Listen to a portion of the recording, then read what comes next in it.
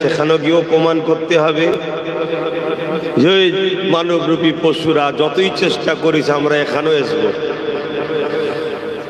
সেখানেও যেতে হবে, গিয়ে বলতে হবে মানবরূপী পশুরা যতই চেষ্টা করিস আমাদেরকে রুখতে, একটু বলুন।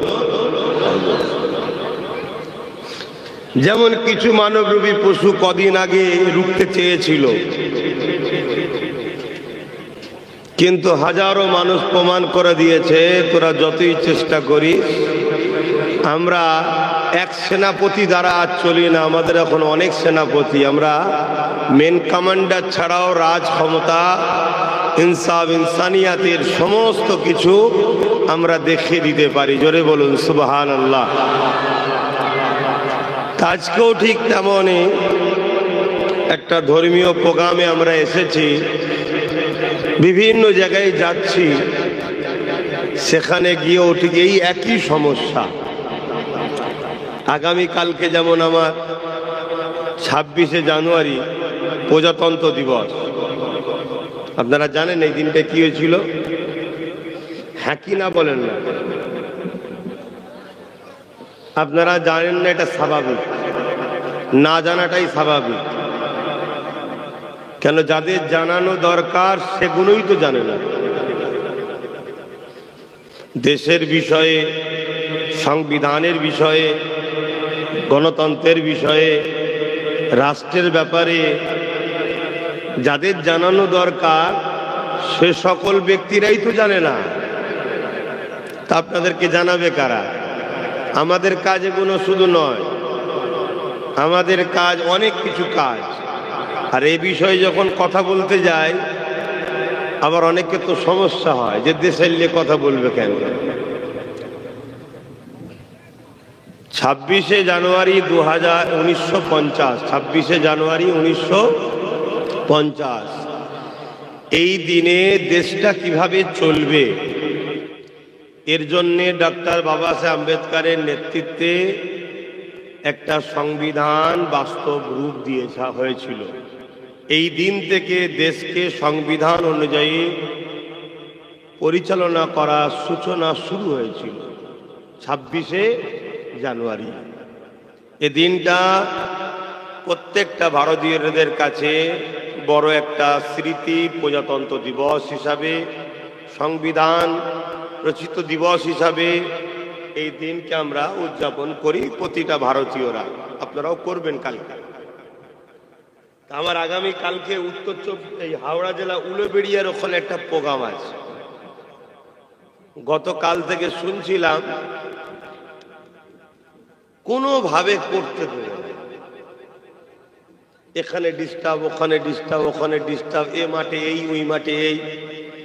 ধরেন না পারমিশন নিয়েছে, হঠাৎ করে প্রশাসন ডেকে বলছে ওরা তো 1 মাস আগে পারমিশন নিয়েছে।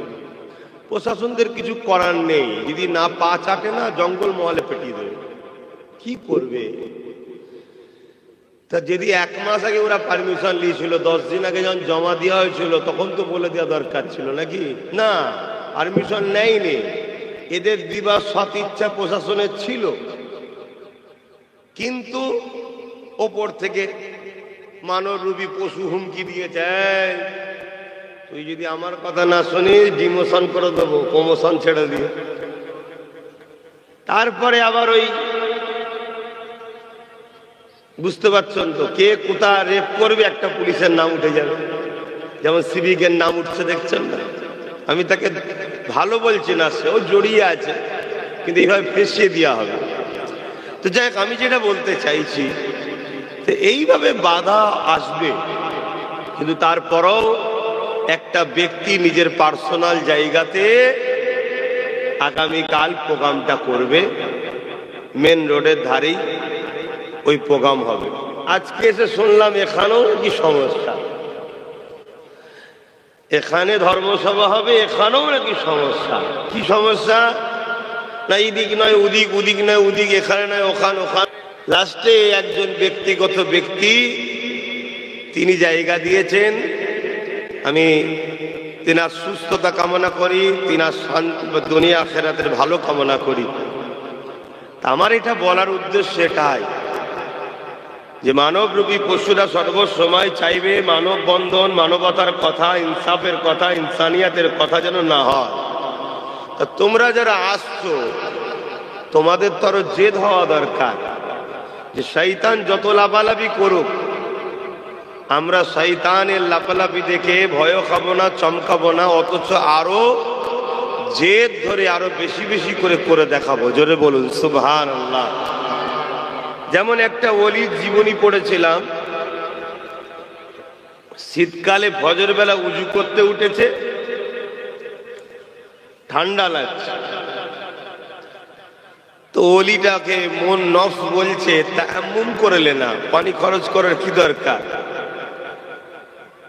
আল্লাহর ওলির যখন মনে এই অশ্বাসা দিয়েছে, আল্লাহর ওলি তখন উজু আর তায়াম্মুম তো দূরের কথা, ডাইরেক্ট গিয়ে ঠান্ডা পানিতে গোসল করেছে। শুনছেন তো নাকি? গোসল করে পরের দিন থেকে যতবার ওঠে কোনোদিন আর নফস বলেনি ঠান্ডা পানি। কেন? নফস জানে যে ঠান্ডা পানি বলি ও গোসল করবে। তা শয়তান যত তোমাকে ডিস্টার্ব করবে আরো বেশি করে করতে হবে, যাতে শয়তানও ভাবে কে ঘেটিয়ে লাভ নেই। শেষ কালে আমার ঘরে এসে 40-এ না করে দিয়ে যায়, 40-এ, হ্যাঁ 40-এ না করে দিয়ে যায়। কথা বুঝে আসছে তো নাকি? হ্যাঁ, খবরদার এতটুকু মনে রাখবেন, জালিমদের সাথে আল্লাহ নেই, জালিমদের সাথে আল্লাহ নেই, মজলুমদের সাথে আল্লাহ আছে, এটা মাথায় রাখবেন। যাক, আমি আলোচনার দিকে যাচ্ছি। যারা আসছেন একটু চট বিছিয়ে দাও, কেন ঘাস তো অনেক মোটা হয়ে আছে। কথা বুঝে আসছে? অসুবিধা হচ্ছে না? তারপর আমার হয়তো অনেক ভাইয়ের অসুবিধা হতে পারে যারা দুদিকে টানে পড়ে আছে, ভাইকেও ছাড়তে পারেনি, শয়তানকেও ছাড়তে পারেনি। আর যারা একদিকে চলে এসেছে, ভাই ছাড়া কিছু বোঝে নেই, তাদেরকে তো কাদাতে বসে, আমি দেখেছি তো কাদাতে বসে ওয়াজ শুনেছে। আমার কাদা, একটু কাদা, সেখানে দাঁড়িয়ে দাঁড়িয়ে ওয়াজ শুনে, রোদে পানিতে ভিজে ভিজে, আমি দেখেছি তো। অথচ কোনো তাবারুকও নেই, পয়সা তো দূরের কথা, কি আমি দেখেছি। কিন্তু আবার কিছু কিছু আছে দুদিকেই টান থাকে, ওগুলোও কেউ আমি চাই আসুক। ইনশাল্লাহ 2-10-5 বছর পর একদিকে টান হয়ে যাবে। বলুন ইনশাল্লাহ, বলুন না ইনশাল্লাহ। আর আশা করা যাচ্ছে আমার দিকেই টানটা আসবে। কি আশা করতে পারি না? পারি না কেন? আমার ভাই আমার দিকেই তো ফিরে আসবে নাকি?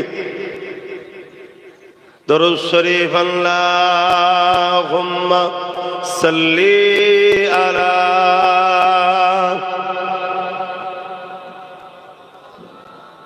জোরে জোরে পড়ে।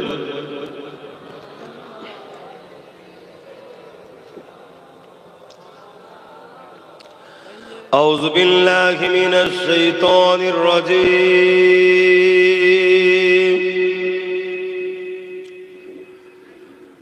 بسم الله الرحمن الرحيم.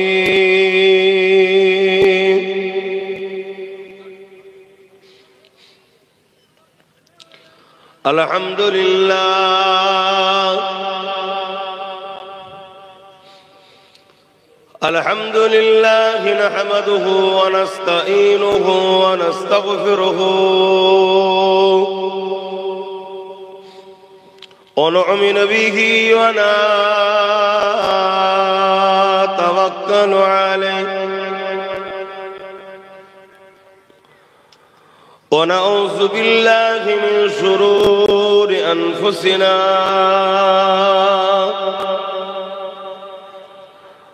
ومن سيئات أعمالنا،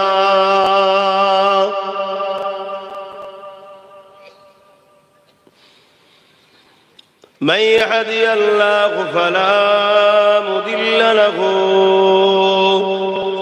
ومن يضلله فلا هادي له، ونشهد أن لا إله إلا الله وحده لا شريك له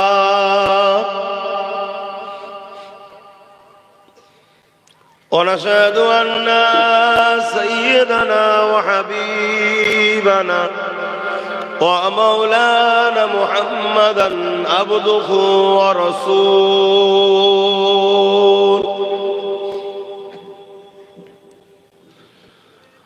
أما بعد فيا أيها الحاضرون رحمكم الله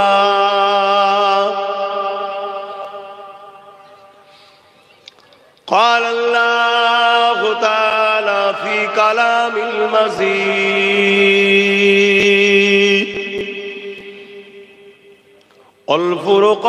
والفرقان الحميد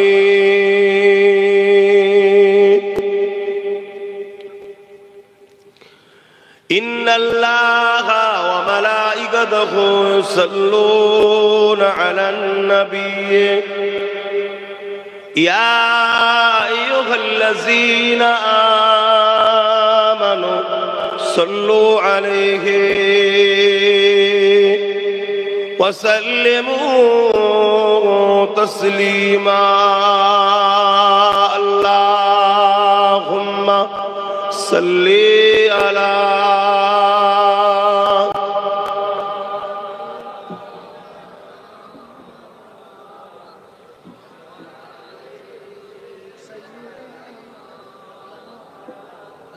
ওরে বাবারে আমি সেই ফজরের নামাজ পড়ে বেরিয়েছি খাওয়া হয় না আপনাদের খাওয়া হয়নি খাওয়া হয়েছে না হয়নি বলবেন তো এত আস্তে আস্তে দুরূদ কেন মহব্বতে পড়ে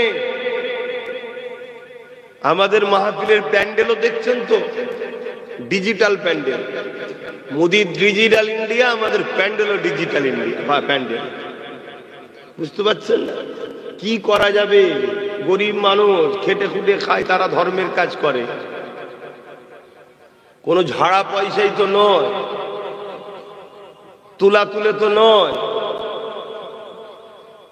আর আমার ধর্মকে সরকার কোনো ফান্ডও দেয়নি অন্য অন্য ধর্মের লোকেদেরকে দেয় সরকার কেন সরকার তো আমাদেরই নয় আমাদেরকে দেবে কেন সরকার যাদের তাদেরকে দেয়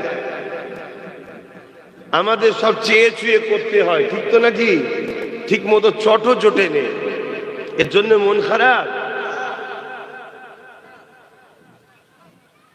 নিজের গাঁটের পয়সায় যেমনই হোক সে চড়ুই পাখি আর বাবুই বাসা শুনেছেন তো বাবুই পাখির বাসা চড়ুই পাখি থাকে রাজপ্রাসাদে আর বাবুই পাখি থাকে তাল গাছে নিজের কিন্তু বাসাতে যেমনই হোক নিজে আর ও রাজপ্রাসাদে থাকে ঠিকই যখনই মন যাবে রাজার ভেজে ভেজে খাবে আবার আমরা আমাদের ধর্ম আমাদের কর্ম আমরা আমাদের মতো করে নিজের মতো করে যা আছে তাই দিয়ে করি এতে মন খারাপ করার কিছু নেই আর এটাও মনে রাখবেন কেউ আমাদেরকে কখনো দেবে না সবাই ইসলামকে মিটাতে চায় যদি কেউ শুকনো দরদ দিয়ে বলে তোদের কবরস্থান ঘিরে দেবো জানবে কবরস্থান দখল হয়ে গেল অলরেডি দখল হয়ে গেছে অতএব কেউ যদি বলে তোদের ধর্মস্থানে জলসাতে আমি টাকা দেবো এটাও জেনে রেখে দেবে ওখানে তার দালালি করতে হবে এজন্য দিচ্ছে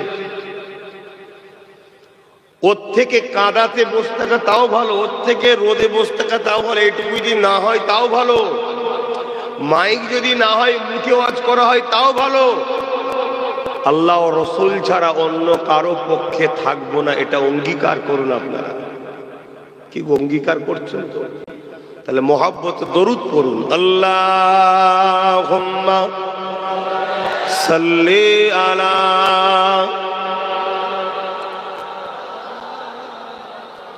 ওয়ালা আলি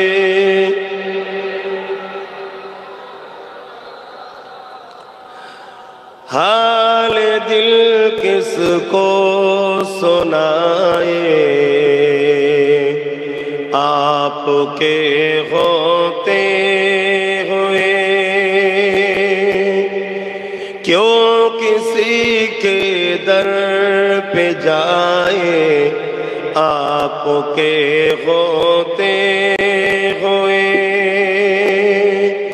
हाल दिल किसको सुनाए आपके होते हुए। मैं गुलामे मुस्तफा हूँ, ये मेरी पहचान है। आरो जोरे बोलो। আমাদের পেহচান একটাই, আমরা নবীর গোলাম। ঠিক না বেঠিক গো? অন্য কোনো পেহচানের দাম নেই। কে কত বড় ভিআইপি, কে কত বড় ধনী, কে কোথাকারের প্রাইম মিনিস্টার, কে কোথাকারের সিএম, কিচ্ছু ভ্যালু নেই। শুনছেন তো নাকি মরে গেলে 12 ঘন্টাও যাবে না, দুর্গন্ধ বেরোনো শুরু হয়ে যাবে। তাদের সবাই বলবে ফেলে দে ফেলে দে ফেলে দে। মুসলমান হলে বলবে কবর দে, অমুসলিম হলে বলে পুড়িয়ে দে, যার যেটা স্টাইল আছে। রাখবে না কেউ। আর মোস্তফা জানে রহমত সাল্লাল্লাহু আলাইহি সাল্লামের গোলাম হাজার হাজার বছর পরে হলো, তার লাশ তো দূরের কথা, কাপড়টাও টাটকা থাকে। জোরে বলুন সুবহানাল্লাহ। এটাই আমাদের পরিচয়। मैं गुलामे मुस्तफा हूँ, ये मेरी पहचान है। मुझे क्यों कर सताए गम, मुझे क्यों कर सताए आपके होते हुए। अल्लाहुम्मा सल्ली अला।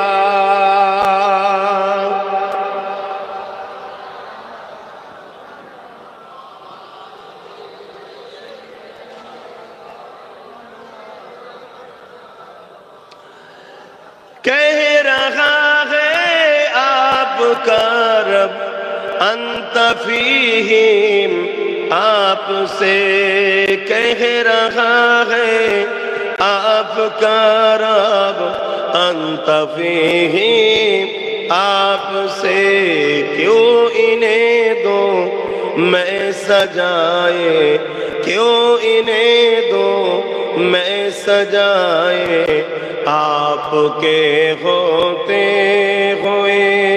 हाल दिल किसको सुनाए आपके होते हुए। अल्लाहुम्मा सल्ली अला।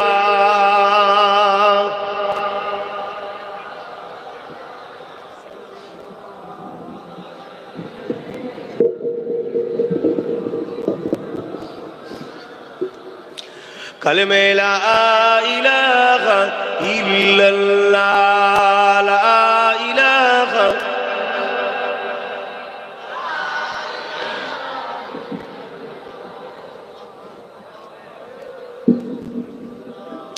हस्बी रब्बी जल्लल्लाह, मा फी क़ल्बी ग़ैरुल्लाह। हस्बी रब्बी जल्लल्लाह, मा फी क़ल्बी ग़ैरुल्लाह। नूर मुहम्मद सल्लल्लाह, हक़ ला इलाहा इल्लल्लाह, ला इलाहा।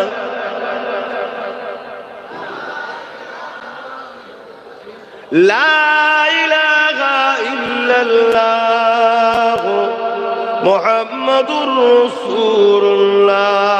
ला इलाहा इल्लल्लाह, ला इलाहा।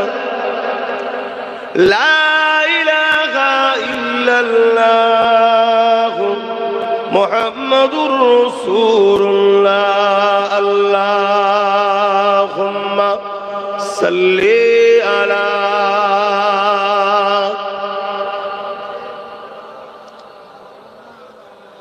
वला आले।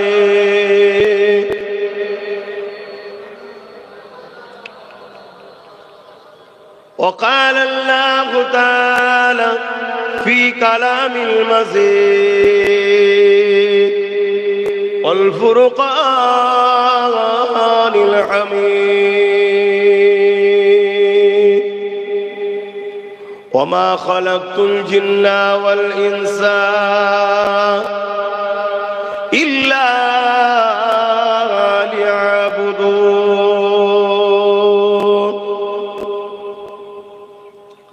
আমার আব্বা জানেরা, আমার নওজোয়ান তরুণেরা, যুবকেরা, ছোট ছোট বাচ্চারা,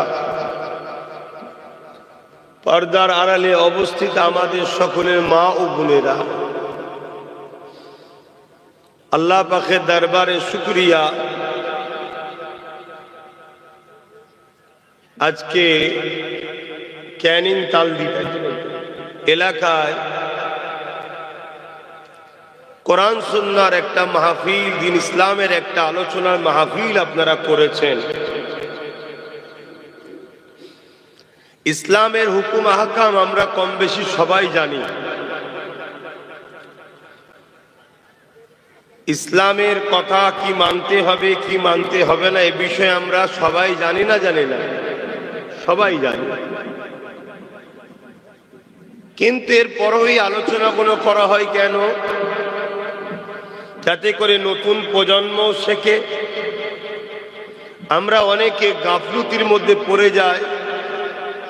যেমন একটা কোনো জায়গায় ধুলো পড়ে গেলে পরিষ্কার করলে, একটু ঝাড় দিলে বা মুছলে পরিষ্কার হয়ে যায়। এগুলো ওই পরিষ্কার করার জন্য যাতে গাফলুতি থেকে মানুষ ফিরে আসে। পাশাপাশি এখানে একটা দোয়া হয়, তওবা হয়, যেটা আমাদেরও কবরবাসীদেরও কাজে লাগে।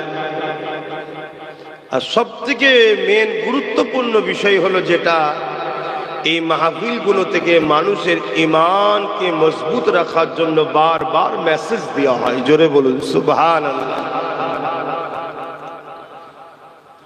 খুব অল্প টাইমে দুটো কথা বলছি, মন দিয়ে শোনেন। যুগে যুগে ইসলামের বিরুদ্ধে দুই শক্তি সব থেকে বেশি বিরোধী করেছে। প্রথম শক্তি হচ্ছে জালিম অত্যাচারী শাসক। দ্বিতীয় শক্তি হলো ২ নম্বর ভণ্ড বদমাই ধর্মগুরুর লেবাসে শয়তান।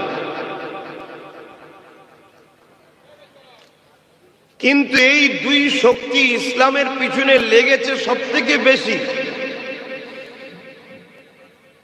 কিন্তু এরা কোনোদিন সাকসেসফুল কামিয়াবি হতে, জোরে বলুন, পারেনি। যতবার চেষ্টা করেছে এরা মুখ থুবড়ে পড়েছে। জোরে বলুন সুবহানাল্লাহ।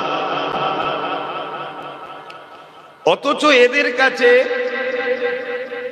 সর্বসময়ে মোট 5টা পাওয়ারের মধ্যে 4 পাওয়ার কিন্তু ওদের কাছেই সব সময় ছিল। ম্যান পাওয়ার, মানি পাওয়ার, মাসুল পাওয়ার বা অস্ত্র পাওয়ার, ম্যান্ডেট পাওয়ার, রাজ ক্ষমতা বা একতা। এরপরও কিন্তু বারবার তারাই মুখ থুবড়ে পড়েছে ইসলামের বিরুদ্ধে লাগতে গিয়ে। ইসলামকে কখনো কেউ ক্ষতি করতে পারেনি, আর সবে কিয়ামত পর্যন্ত পারবে। জোরে বলুন। কিন্তু এই 4 পাওয়ার থাকার পরও ইসলামের অনুসারীদের কাছে বারবার পরাজিত হয়েছিল। ইসলামের অনুসারীদের কাছে একটা পাওয়ার ছিল, ওই পাওয়ারটার নাম হলো সিনার পাওয়ার, অর্থাৎ ইমানের পাওয়ার। জোরে বলুন সুবহানাল্লাহ। এই ইমানের পাওয়ার এত বড় পাওয়ার,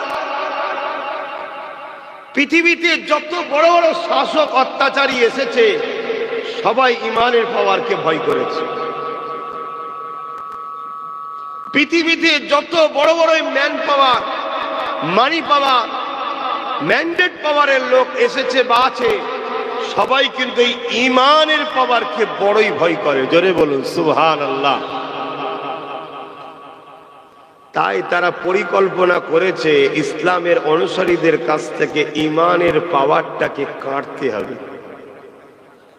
শুনছেন তো নাকি? কাটতে হবে। ইমানটা কি? ঈমান হলো আমার নূর নবীকে মহব্বত ও আদব করার নাম। জোরে বলুন সুবহানাল্লাহ। তাই তারা বড় পরিকল্পনা করেছে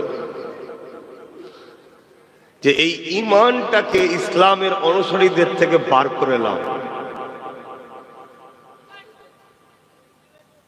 যেমন চাকরি ছাড়া ডিউটি করা বেকার, ঈমান ছাড়া আমল করার পরও ইসলামের অনুসারী হবে বেকার। আমি কি বুঝাচ্ছি, বুঝছেন তো? আল্লাহ নবী তাই বললেন আখেরি জামানায় আমার উম্মত প্রচুর মার খাবে। সাহাবা হুজুররা বললেন হুজুর কেন সংখ্যা কম হবে? আল্লাহ নবী বললেন কখনোই না, সংখ্যা অনেক থাকবে তারপরেও মার খাবে। কারণটা হলো এটা, তাদের ভেতর থেকে লোভ আর খোদার ভয় উঠে যাবে। লোভ ঢুকে যাবে আর খোদার ভয় উঠে যাবে। আর এই লোভের কারণে তারা আমি রসুল আমার প্রেম আদব থেকে বেরিয়ে যাবে। আর খোদার ভয় উঠে যাওয়ার জন্য জালিমরা তাদেরকে আর ভয় করবে না। কেন? তারা জেনে যাবে যে এদের মধ্যে আর সেই পাওয়ারটা নাই। যেমন আজকে আমার দেশকে অনেকে ভয় করে, কেন? আমার দেশে পারমাণবিক শক্তি আছে, ঠিক না বেঠিক? যদি পারমাণবিক শক্তি না থাকতো আমার দেশকে ভয় করতো কি? ভয় করতো। আজকে যে যে দেশে পারমাণবিক শক্তি আছে সে দেশকে কিন্তু ভয় করে। কিন্তু ঈমান এমন একটা পাওয়ার, পারমাণবিক শক্তির থেকেও পাওয়ার। জোরে বলুন সুবহানাল্লাহ। তাই ঈমান যার যার মধ্যে আছে তাকে কিন্তু দুনিয়া ভয় করে। সে যদি চুপ করে বসে থাকে তাও ভয় করে। সে যদি বাইরে না বেরোয় তাও তাকে নিয়ে চর্চা হয়। সে যদি কোনো কিছুর মধ্যে না থাকে তাও তাকে নিয়ে ঘন্টা ঘন্টা ডিবেট হবে। শুনছেন তো নাকি? এই পাওয়ারটাকে কাড়ার জন্য এই ইসলামের দুশ্মন শাসকরা, ইসলামের দুশ্মন বদমাইশগুলো কোটি কোটি টাকা খরচ করে ইসলামের ঘরের উলামাদের মধ্যে থেকে যারা লুবি তাদেরকে অর্থ দিয়ে খরিদ করে নিচ্ছে। আমি কি ভূমিকাটা দিচ্ছি, বুঝছেন তো? এটা প্রথম শুনলেন।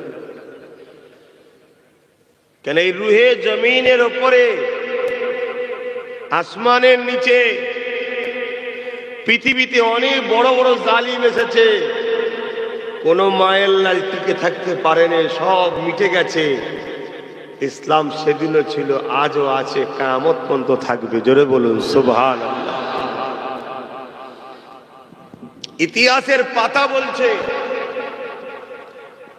ইসলামের উপরে যতবার জালিমরা অত্যাচার করেছে, ইসলামের পক্ষে যারা দাঁড়িয়েছিল তাদের সংখ্যা ছিল কম।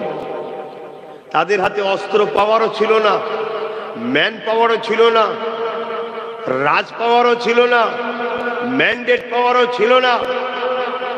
উপরন্তু যারা জুলুম করেছে তাদের হাতে ম্যান পাওয়ার ছিল, ম্যান্ডেট পাওয়ার ছিল, মানি পাওয়ার ছিল, রাজ পাওয়ার ছিল। তারপরও তারা পরাজিত হয়েছে। এই অল্প গুটি কতকের দ্বারা ইসলামের ঝান্ডাকে আল্লাহ আরো দূরে আগিয়ে নিয়ে গেছে। এই অল্প গুটি কতকের কাছে একটাই পাওয়ার ছিল, এই পাওয়ারটা হলো ঈমানের পাওয়ার। জোরে বলুন সুবহানাল্লাহ। আজ বিশ্ব জুড়ে আমাদেরকে ইসলামের বিরুদ্ধে মানুষ ষড়যন্ত্র করছে না, করে না? কিন্তু এতে তারা সাকসেসফুল হতে পারবে না, তারাও জানে। তাই তারা নতুন পরিকল্পনা করেছে, যেদের ভেতর থেকে ঈমানকে বার করে নেয়। মন দিয়ে শুনছেন তো আমার কথাগুলো? মন দিয়ে শোন। এদের ভেতর থেকে ঈমানকে বার করে নাও। অর্থাৎ ঈমান কি বলুন? আমি তো বললাম ঈমান কি। অর্থাৎ এদের দিলে নবীর প্রেম ও আদবকে কেড়ে নাও, বার করে নাও এদের দিল থেকে। কেমন? এমন কিছু কিছু কথা এদের কাছে বলো বা এদেরকে শোনাও যে কথাগুলো আমার নবীকে কষ্ট দেবে। আর ওই কথা শুনে যারা চুপ থাকবে তারা বেঈমান হয়ে যাবে। এটা হলো রজব মাস। এই মাসে আমার নবীর মেরাজ হয়েছিল, জানেন তো নাকি? আজকে ইসলামের দুশ্মন শাসকরা কোটি কোটি টাকা খরচ করে 2 নম্বর উলামাদের দিয়ে প্রচার করছে নবীর নাকি মেরাজ খবে খবে হয়েছে। করছে না, করেন? এই কথাটা কেউ যদি মেনে নেয় তার ঈমান থাকবে না যাবে? কেউ শোনার পরে যদি চুপ করে থাকে তার ঈমান যাবে না থাকবে? কথা কিছু বুঝছেন? এটা একটা পরিকল্পনা। তা আমরা দেখছি এই কঠিন মুসিবতে যদি আমাদেরকে সোজা হয়ে দাঁড়াতে হয়, সর্বপ্রথম আমাদের কাজ হবে মুনাফিক উলামাগুলোকে চিনা। এই শুনছেন তো নাকি? কেন আল্লাহ নবী বলেছেন আসমানের নিচে জমিনের উপরে সব থেকে নিকৃষ্ট হবে একদল উলামা, যারা এলেম অর্জন করবে, কোরআন পড়বে, হাদিস পড়বে, জ্ঞান অর্জন করবে, কিন্তু এই জ্ঞান অর্জন করার পর দুনিয়ার অত্যাচারী শাসক জালিমদের তাগুতি শক্তির কাছে অর্থের বিনিময়ে বিক্রি হয়ে তাদের দালালি করবে, ইসলাম মসজিদ মাদ্রাসার পক্ষে কথা বলবে না। এগুলোকে চেনা দরকার আছে না? না কেন? তোমরা আম মানুষ, মন দিয়ে শোনো, গুনাহগার বেঈমান নয়।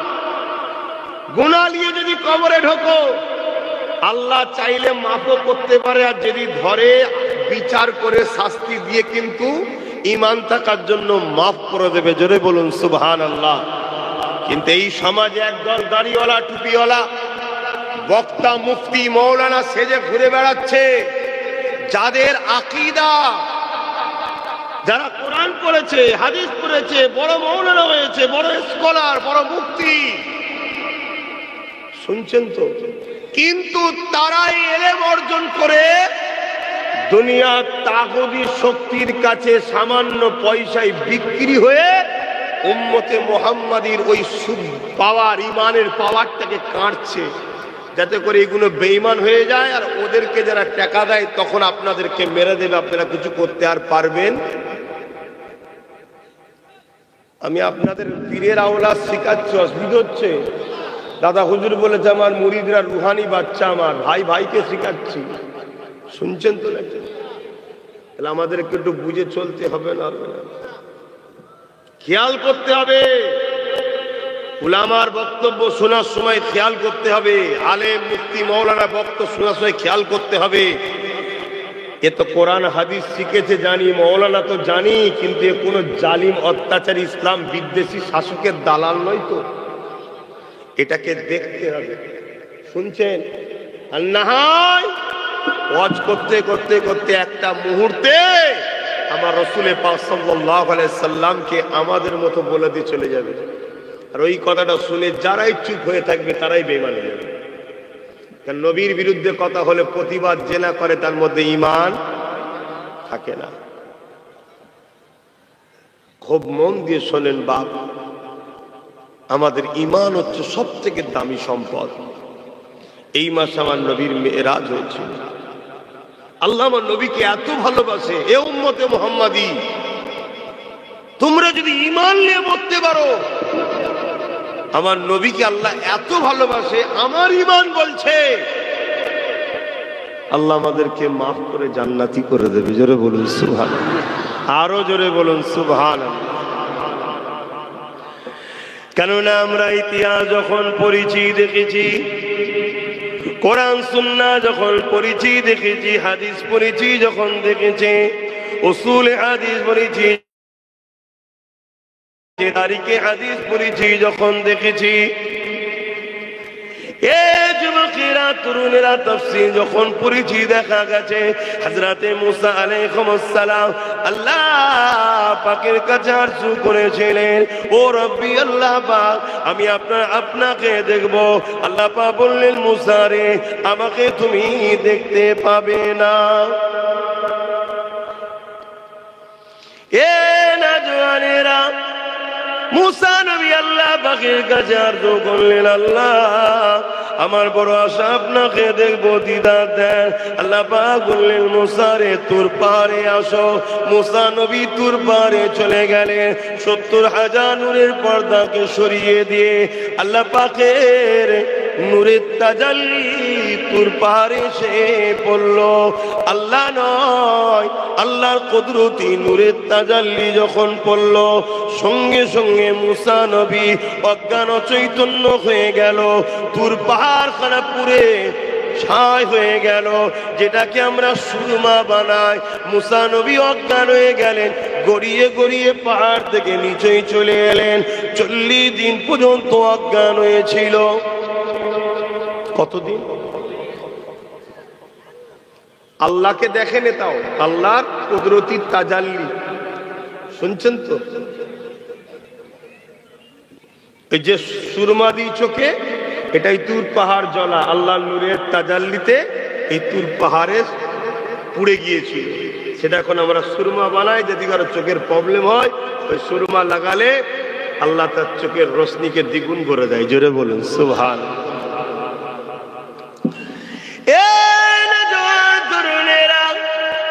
অপরদিকে আল্লাহ এই মাসে হযরত জিবরাইলকে পাঠিয়ে দিলেন।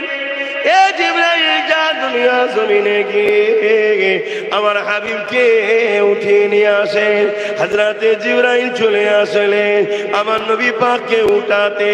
কি জন্য আল্লাহ জিবরাইলকে পাঠিয়েছিলেন? জিবরাইল যান, আমি আল্লাহ আজকে আমার হাবিবকে দাওয়াত দিচ্ছি, আমার দিদার দিয়ে দেব।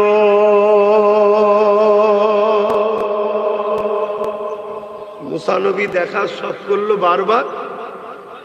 আল্লাহ বললেন তুর পাহাড়ে আসো। মুসা নবী গেলেন, আল্লাহ 70,000 নূরের পর্দা সরালেন, তাজাল্লি এসে তুর পাহাড়ে পড়লো। মুসা নবী অজ্ঞান হয়ে গেলেন, জমিনে গড়িয়ে গড়িয়ে নিচেই চলে এলেন, আর তুর পাহাড় পুড়ে গেল। আর এদিকে আমার আল্লাহ নিজে বলছেন, জিবরাইল বুরাক নিয়ে যাও, আমার হাবিবকে নিয়ে আসো। আমি আল্লাহ আজকে আমার হাবিবকে আমার দিদারের দাওয়াত দিচ্ছি। জোরে বলুন সুবহানাল্লাহ। কোন নবী কি তাহলে আমার নবীর মতো? এক কথা বলেন। তাহলে আজকে কিছু লোক আমাদেরকে শিখাচ্ছে কি নবী আমাদের মতো। শিখাচ্ছে না? শিখাচ্ছে। এ কথা যেই মানবেন ওই পাওয়ারটা চলে যাবে। কি পাওয়ার? ঈমান। আর ঈমানের পাওয়ার যখন চলে যাবে, জালিম অত্যাচারী ইসলামের দুশমনদের তোমাদেরকে শেষ করতে সুবিধা হবে। কিছু বুঝে আসছে?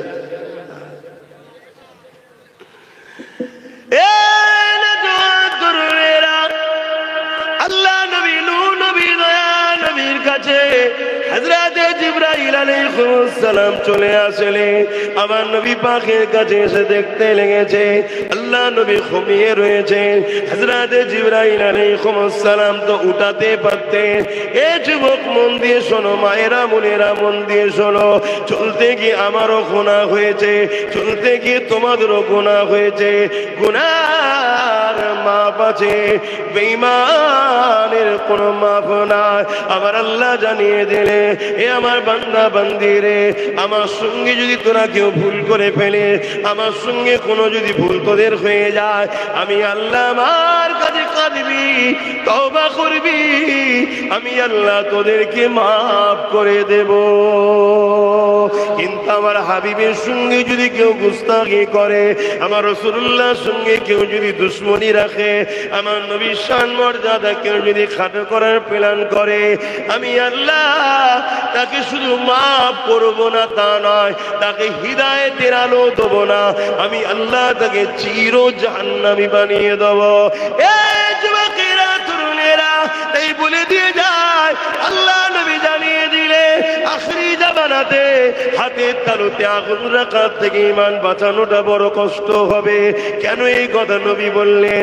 আজকে সাধারণ সরল মানুষ যাদেরকে অনুসরণ করবে, সেই উলামাদের মধ্যে ৭৩টা দল হবে, আলেমদের মধ্যে ৭৩টা ফেরকা হবে, উলামাদের মধ্যে ৭৩টা দল হবে, কোরআন হাদিস জাননেওয়ালাদের মধ্যে ৭৩টা দল হবে। সবাই বলবে আমারটা হক, সবাই বলবে আমারটা হক, সবাই বলবে আমি কোরআন হাদিসের উপরে রয়েছে। এ যুবকেরা, তরুণেরা, বাপেরা, হক কারা হবে? আল উলামা ওয়ারাসাতুল আম্বিয়া, যেসব উলামারা হলো নবীর ওয়ারিস, তারাই হলো হক। আপনি বলবেন উলামা মাত্রই তো নবীর ওয়ারিস। না না না না, উলামাদের মধ্যে দুটো দল হয়ে যায়। একটা হলো খায়রুল উলামা, একটা হলো শাররুল উলামা। একটা ভালো আলেম, একটা মন্দ আলেম। ভালো আলেমটাকে যে জবান খুলবে যখন নবীর সঙ্গে উম্মাতকে জুড়ার চেষ্টা করবে।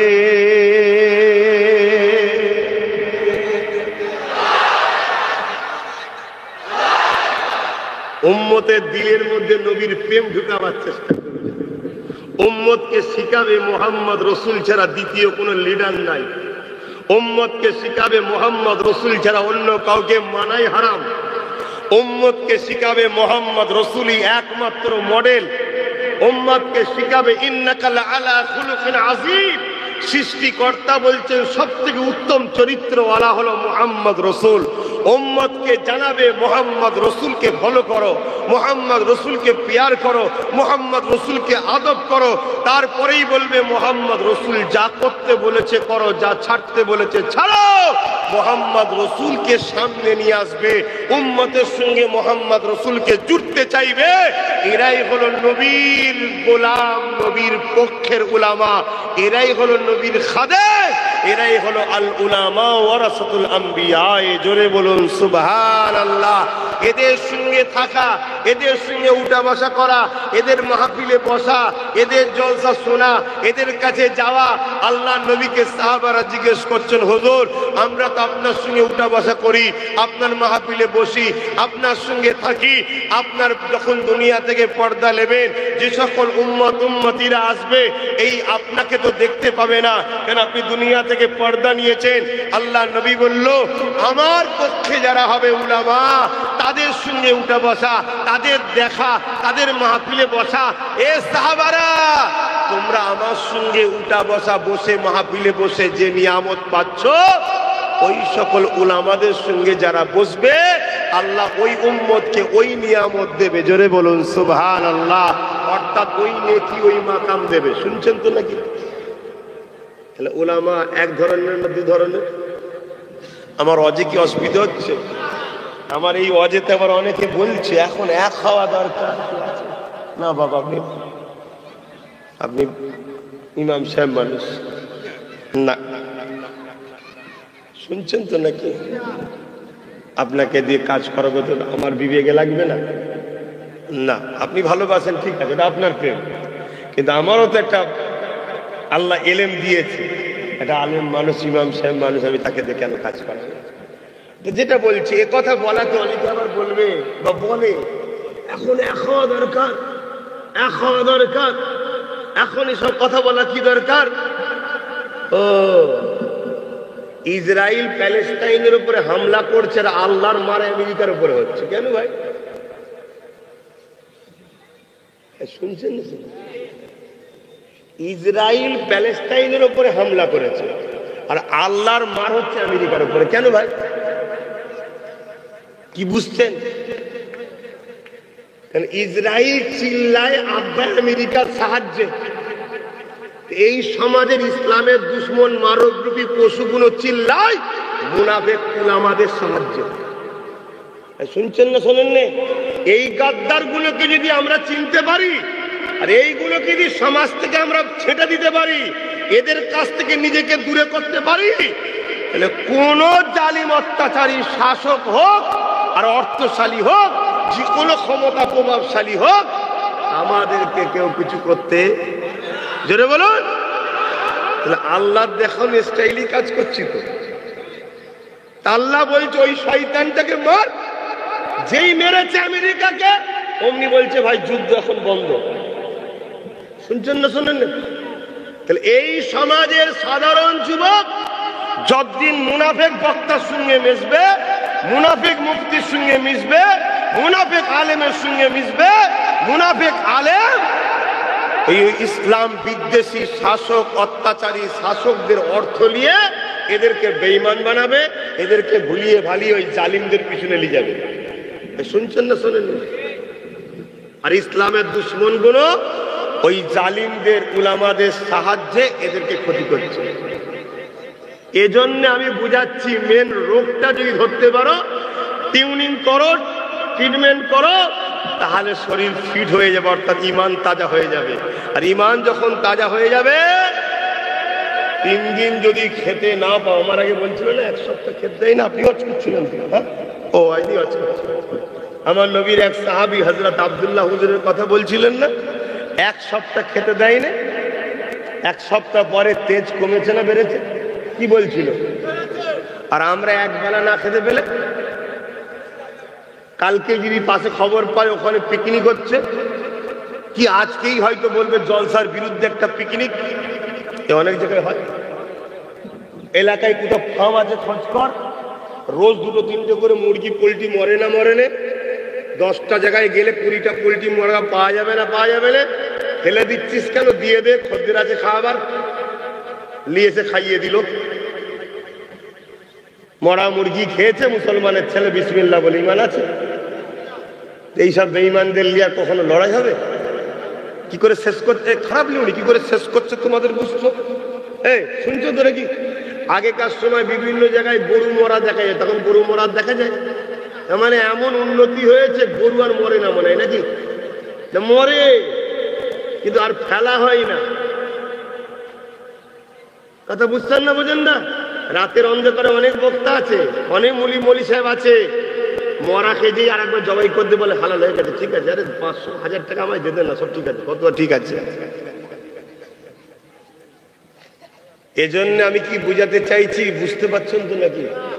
আমাকে কি মনে হচ্ছে আমি ঝগড়া করছি? না আমার বাপ ভাইদের মা বোনেদের বাঁচাচ্ছি? আমি আমার আব্বা আমার মা আমার ভাই আমার বোনেদের বাঁচাবো না? তা আমার দাদা পীরের মুরিদদেরকে তো আমি বাঁচাবো।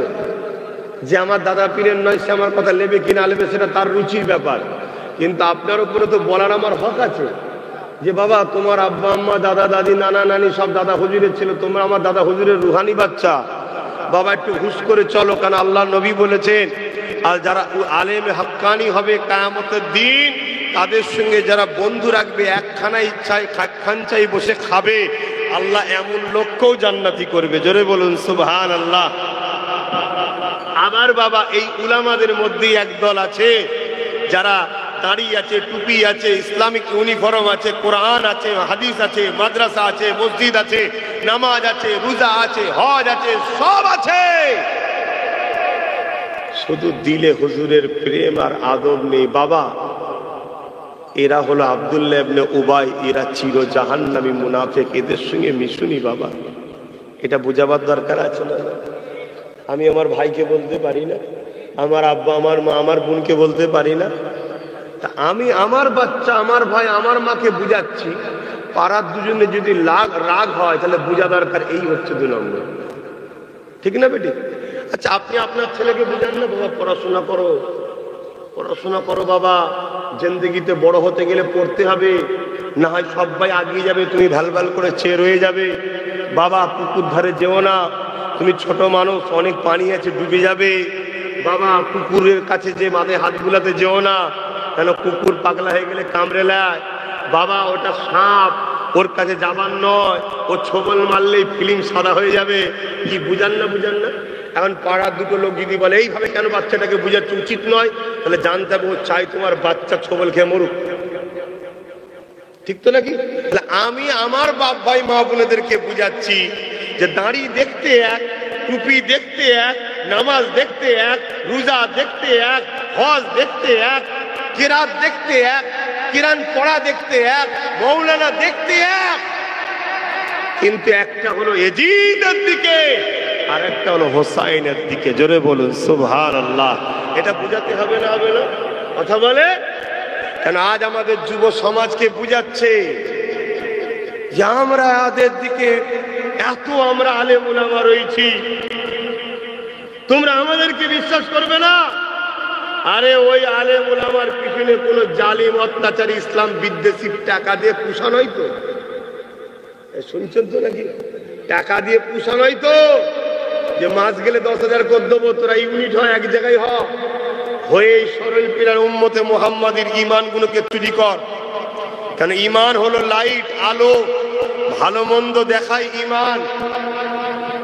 শুনছেন তো নাকি? আমার তো ভাবানো দরকার। অসুবিধা হলে বলুন, ছেড়ে দিচ্ছি। হ্যাঁ, যদি দলে ভারী হওয়ার নামই হক হয়, দলে লোক বেশি হওয়ার নামই যদি হক হয়, দলের দিকে বেশি মুফতি মাওলানা হাফেজ থাকলেই যদি হক হয়, তাহলে আজ আপনাদেরকে বলতে হবে কারবালা জমিনে হক কোন দলটা ছিল? হোসাইনি হুজুরের দল না এজিদের দল? কথা বলছেন না তো কেন? হোসাইন হুজুরের দিকে মাত্র তো 72 জন, এজিদের দিকে তো 22,000।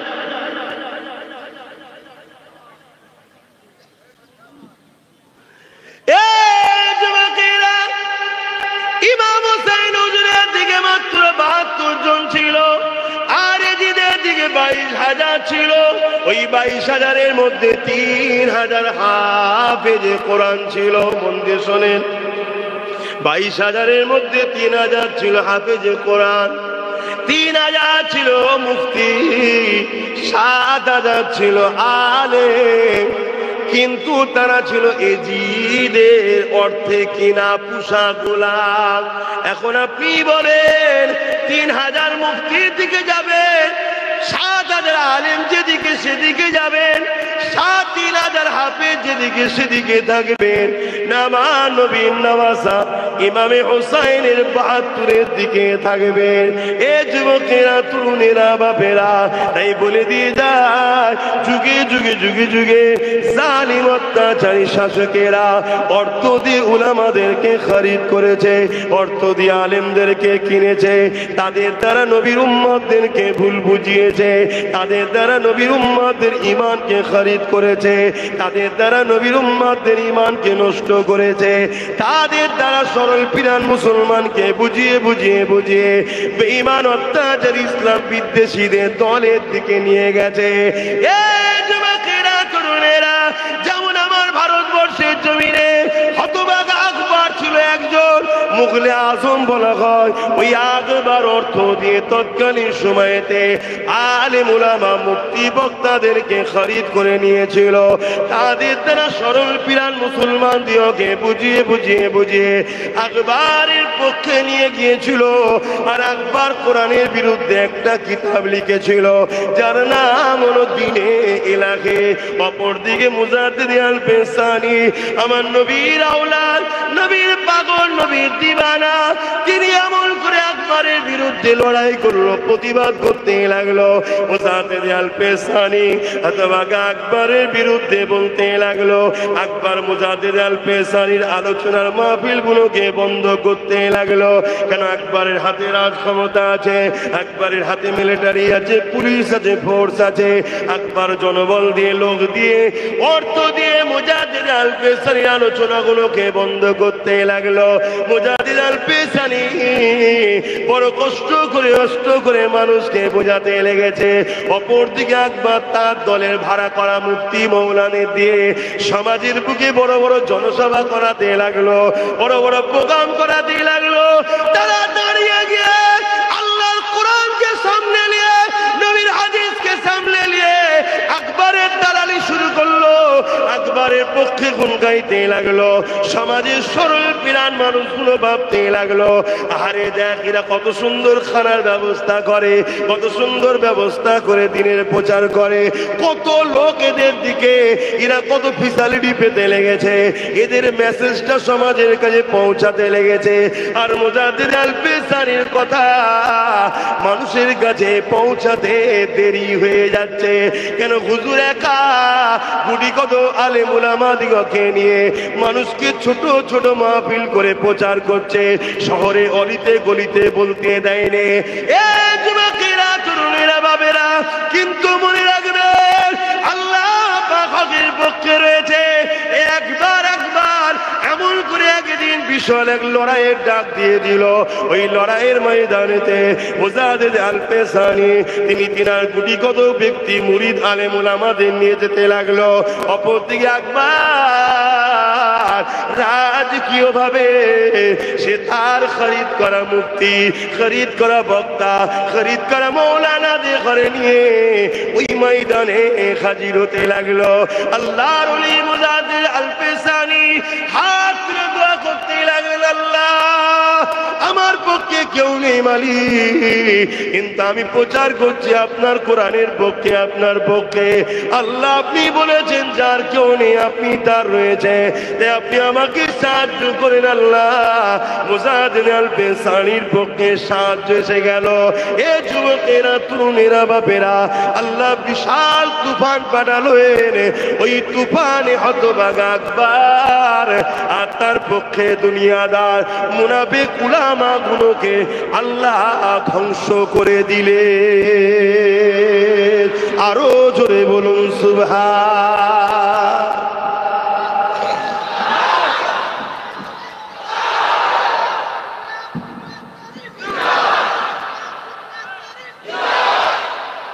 আমার অসুবিধা হচ্ছে, বর্তমান পরিস্থিতিকে সামনে রেখে আপনাদের ঈমান বাঁচাবার জন্য চেষ্টা করছি, শুনছেন তো?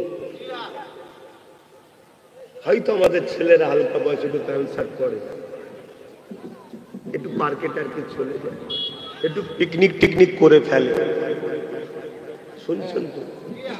কমসে কম কাফের যেন না হয়ে যায় ছেলেগুলো, এটা তো ভাববো নাকি? একটা ভাই হিসাবে ভাইয়াদের বিষয়ে, বোনেদের বিষয়ে এইটুকু চিন্তা করা কি অপরাধ? একটা সন্তান হিসাবে বাপ মা সম্বন্ধে এইটুকু চিন্তা করা কি অপরাধ? তাই বুঝাচ্ছি, আর আপনাদেরকে আমি বুঝাই বলেই আমার ওয়াজকে রুকা হয়। যারা জালিমদের দালালি করে তাদেরকে ভিআইপি জায়গাতে বক্তব্যের ব্যবস্থা করা হয়, আর আমরা আমাদের পয়সাই করব, নিজের গাঁটের পয়সাই করব, আমাদেরকে রুকা হয়। এখানে না, সে জঙ্গলে, যাতে করে লোক না আসতে পারে, যাতে করে রাস্তা না খুঁজে পায়। মেন টাউনে যদি প্রোগ্রাম হয় সবার যাতায়াতের সুবিধা হবে, ঠিক না বেঠিক? আজকে যদি তালদি বাস স্ট্যান্ড আছে, হ্যাঁ, বাস স্ট্যান্ডে যদি একটা কোনো মাঠে প্রোগ্রাম হয়, তাহলে দূরে দূরে লোক পরিচয় পাবে না। তালদি বাস স্ট্যান্ড মানে সবাই জেনে যাবে, দূর থেকে লাখো লোক ভিড় করবে। তাহলে এই কথাটা এক মেসেজে লাখ লোকের কাছে চলে যেত। লাখ লোক 2 নম্বর মুফতি মৌলানা কেউ চিনে যেত, আর 2 নম্বর মুফতি মৌলানা দিয়ে যারা আমাদেরকে শেষ করতে চাইছে তাদের মিশন ব্যর্থ হতো না, হতো না? তারা কোনোদিন চাইবে না যে যারা আল্লাহ রসুলের পক্ষে কথা বলুক তারা ভিআইপি জায়গাতে বলার চান্স পাবে। কিন্তু এরপরেও বলি, সংখ্যা কম তো কি হয়েছে, বিজয় আমাদেরই হবে। এটা তুমি 100% লিখে লাও, বিজয় আমাদেরই হবে। হ্যাঁ, 45,000 প্যালেস্টাইনবাসী মারা গেছে, 45,000 প্যালেস্টাইনবাসী মারা গেছে। আরে 45,000 প্যালেস্টাইনবাসী এখন জান্নাতে শান্তির খানা খাচ্ছে। জোরে বলুন সুবহানাল্লাহ। তোর আমেরিকার কি হচ্ছে বল? ঘর বাড়ি সব কোটি কোটি টাকার বিল্ডিং, এক একজনের বিল্ডিং 200 কোটি, 300 কোটি, 500 কোটি, 1000 কোটি টাকার বাড়ি গাড়ি পুরে সরকার। ভূমিকম্প হয়ে, তুফান হয়ে, বুঝতে পারছেন? দে বাবা, দে বাবা, শুনছেন না? শুনছেন? আরে এত লজ্জা করেনি, হাসার দিন দিয়ে চাল্লা হেসে না বলতে। আবার কিছু মুনাফেক মার্কা মুসলমান আছে, তারা এগুলো নিয়ে আবার বিশ্লেষণ করবে। শুনছেন না? শোনেন? অতএব যারও সন্তান যতই চিল্লা, মুফতি হোক, মৌলানা হোক, আর ইমাম হোক, আর যেই হোক ভিআইপি, গোড়াতে যখন শেষ, গোড়াতে যখন শেষ, ওর আর কোনো দাম আছে? কথা বলছে না তো? শুনছেন তো নাকি? এখন কিছু সেকুলার বেরিয়েছে যে মানুষের ক্ষতি হচ্ছে, এরম বলে। ওরে শয়তান, যখন 9 মাসের 9 বছরের প্যালেস্টাইনের বাচ্চিটাকে যখন ফাঁসি দিল, তখন তো সেকুলার, তোর মানবতা কোথায় ছিল? এই শয়তান, তোর মানবতা তখন কোথায় ছিল বল? হারামখোর, শুনছেন না শোনেন না? এই যে আমি কথাগুলো বলছি কিসের জোরে বলছি বলেন তো? কথা বলুন না। আমার কি আছে, কি আছে বলে? দেশের প্রধানমন্ত্রী সে আমার নয়, দেশের রাজ্যের সিএম সেও আমার নয়, ও আমার বিরুদ্ধে, ও আমার বিরুদ্ধে, তারপরেও কথা বলছি না বলেনি? কিসের জোরে? ইমানটার তাজা করে। এরা কিচ্ছু করতে পারবে না তোমার। শুনছেন না শোনেন না? কিচ্ছু করতে পারবে না। এদের হাতে ক্ষমতাটা কি? খুব জোর জুলুম করে হয়তো তোমাকে মেরে দেবে। তুমি তো মরবে না, মরবে না। যদি আজকে ডেট থেকে কালকে কেউ তোমাকে বেঁচে রাখতে পারবে, আর কালকে ডেট থাকলে আজকে কেউ মারতে পারবে না, ওটাও পারবে না। কথা মাথায় ঢুকলো? এটাকে মাথায় রেখে আল্লাহ ছাড়া কাউকে ভয় করবে না, আর নবীর প্রেম আদব হৃদয়ে ভরো, দ্বিতীয় কাউকে ফলো নয়। নবীর পক্ষে যে তাকে ভালোবাসে, তার সাথে মেশো, তাকে প্যার করো, সেই আলেমকে সম্মান দাও। শুধু আব্বাস সিদ্দিকী কেন, হুজুরের বেটা কেন? যদি তোমার গ্রামেও নবীর পক্ষে কোনো গুলামা থাকে, তাকেও কাঁধে করে বলো, কেন সে নবীর গোলাম। কথা কিছু শুনছো? আর নবীর গোলামি যদি না করে,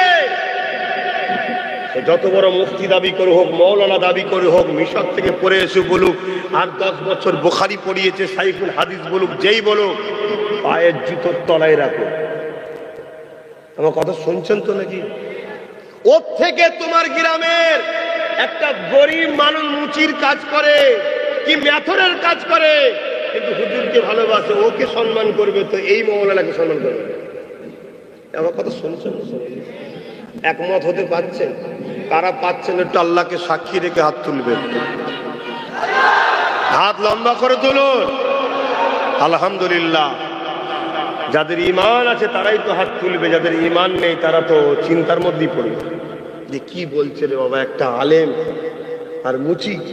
হ্যাঁ হ্যাঁ, যে মুচির হৃদয়ে নবীর প্রেম আছে, যে আলেমের অন্তরে নবীর প্রেম আদব নেই, ওই মুচির পায়ের জুতোর ধুলোর থেকেও ওই আলেমটা সম্মান কম। শুনছেন তো নাকি? হ্যাঁ, এই আকীদা ঠিক করুন। আমাদের কাছে 2 নম্বর স্রোতে নিয়ে যাওয়া হচ্ছে। আজকে আমাদেরকে চারিদিক দিয়ে নুচে নুচে খাওয়া হচ্ছে। কখন কে মাইকে দাঁড়িয়ে আমার মসজিদের বিরুদ্ধে কথা, কখন কে মাইকে দাঁড়িয়ে গণতান্ত্রিক দেশে আমার রাসূলুল্লাহর বিরুদ্ধে কথা, কখনো কে মাইকে দাঁড়িয়ে সবার ভারতবর্ষে আমার মাদ্রাসাকে জঙ্গির ঘর বলছে, আমার মাদ্রাসায় নাকি আতঙ্কবাদী তৈরি হচ্ছে বলার সাহস পাচ্ছে।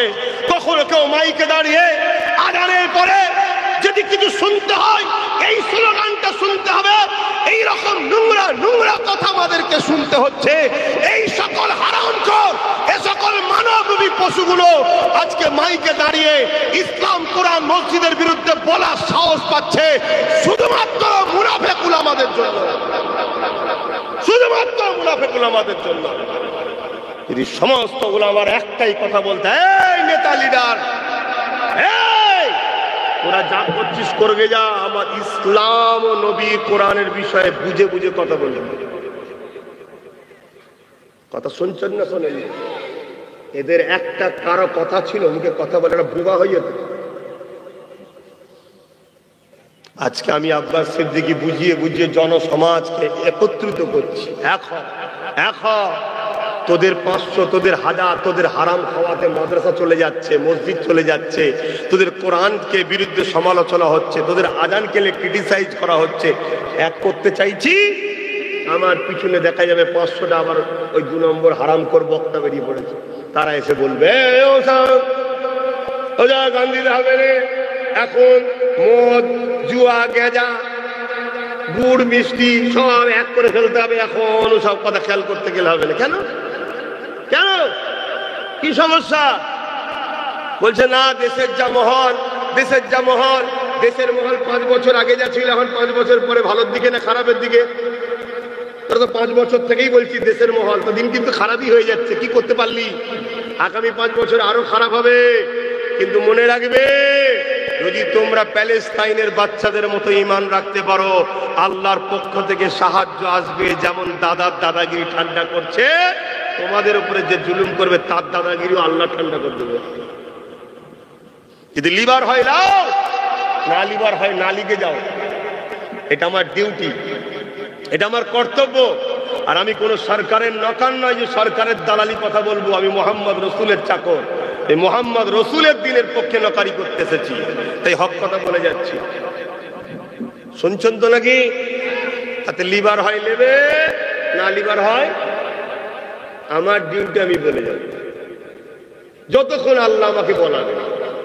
আমার জবান যিনি দিয়েছে তিনি ছাড়া রুকার কোন মায়ের বাটা কোনো মা এমন বেটা জন্ম দেয়নি। যিনি দিয়েছে তিনি রুখতে পারবেন, তিনি ছাড়া দ্বিতীয় কেউ রুখতে পারবে না। কত তো মানবরূপী পশু চেষ্টা করেছিল, করেছিল না করেনি? বলেছিল ওর গাড়ির চাকার ঘুরবে না কি? আর এখন এমন হয়েছে শুধু এরকম করে বসতে আর পাচ্ছি নি রে, জলসা বন্ধ হবে না, কার জলসা কাটা যায় কি দেখ না রে, আর গাড়ি চাপতে পারছি নি রে। রোজ রোজ দুটো দুটো করে রোজ, লিনি বলে তিনটে হয়নি, দিলে তিনটে হয়ে যাবে। তাহলে গাড়ির চাকা বন্ধ করার মালিক দুনিয়ার কেউ নয়। যদি কেউ বন্ধ করে তিনি, যিনি আজকে নিয়ে এসে ঘুরিয়ে ঘুরিয়ে নিয়ে এসছে তিনি, তিনি কে? তার উপরে ঈমান রাখো, তার উপরে ভরসা রাখো, তাকে ছাড়া কাউকে ভয় করবে না। জন্মেছে যখন মরবো একদিন, কুকুরের মতো মরুনি, বীর মুসলিম ইমানদারের মতো মরো। আল্লাহ নবী সারাটা জীবন তোমার আমার জন্য কেঁদেছে। আজকে সেই নবীর দিনকে মিটিয়ে দিবার ষড়যন্ত্র হতে লেগেছে।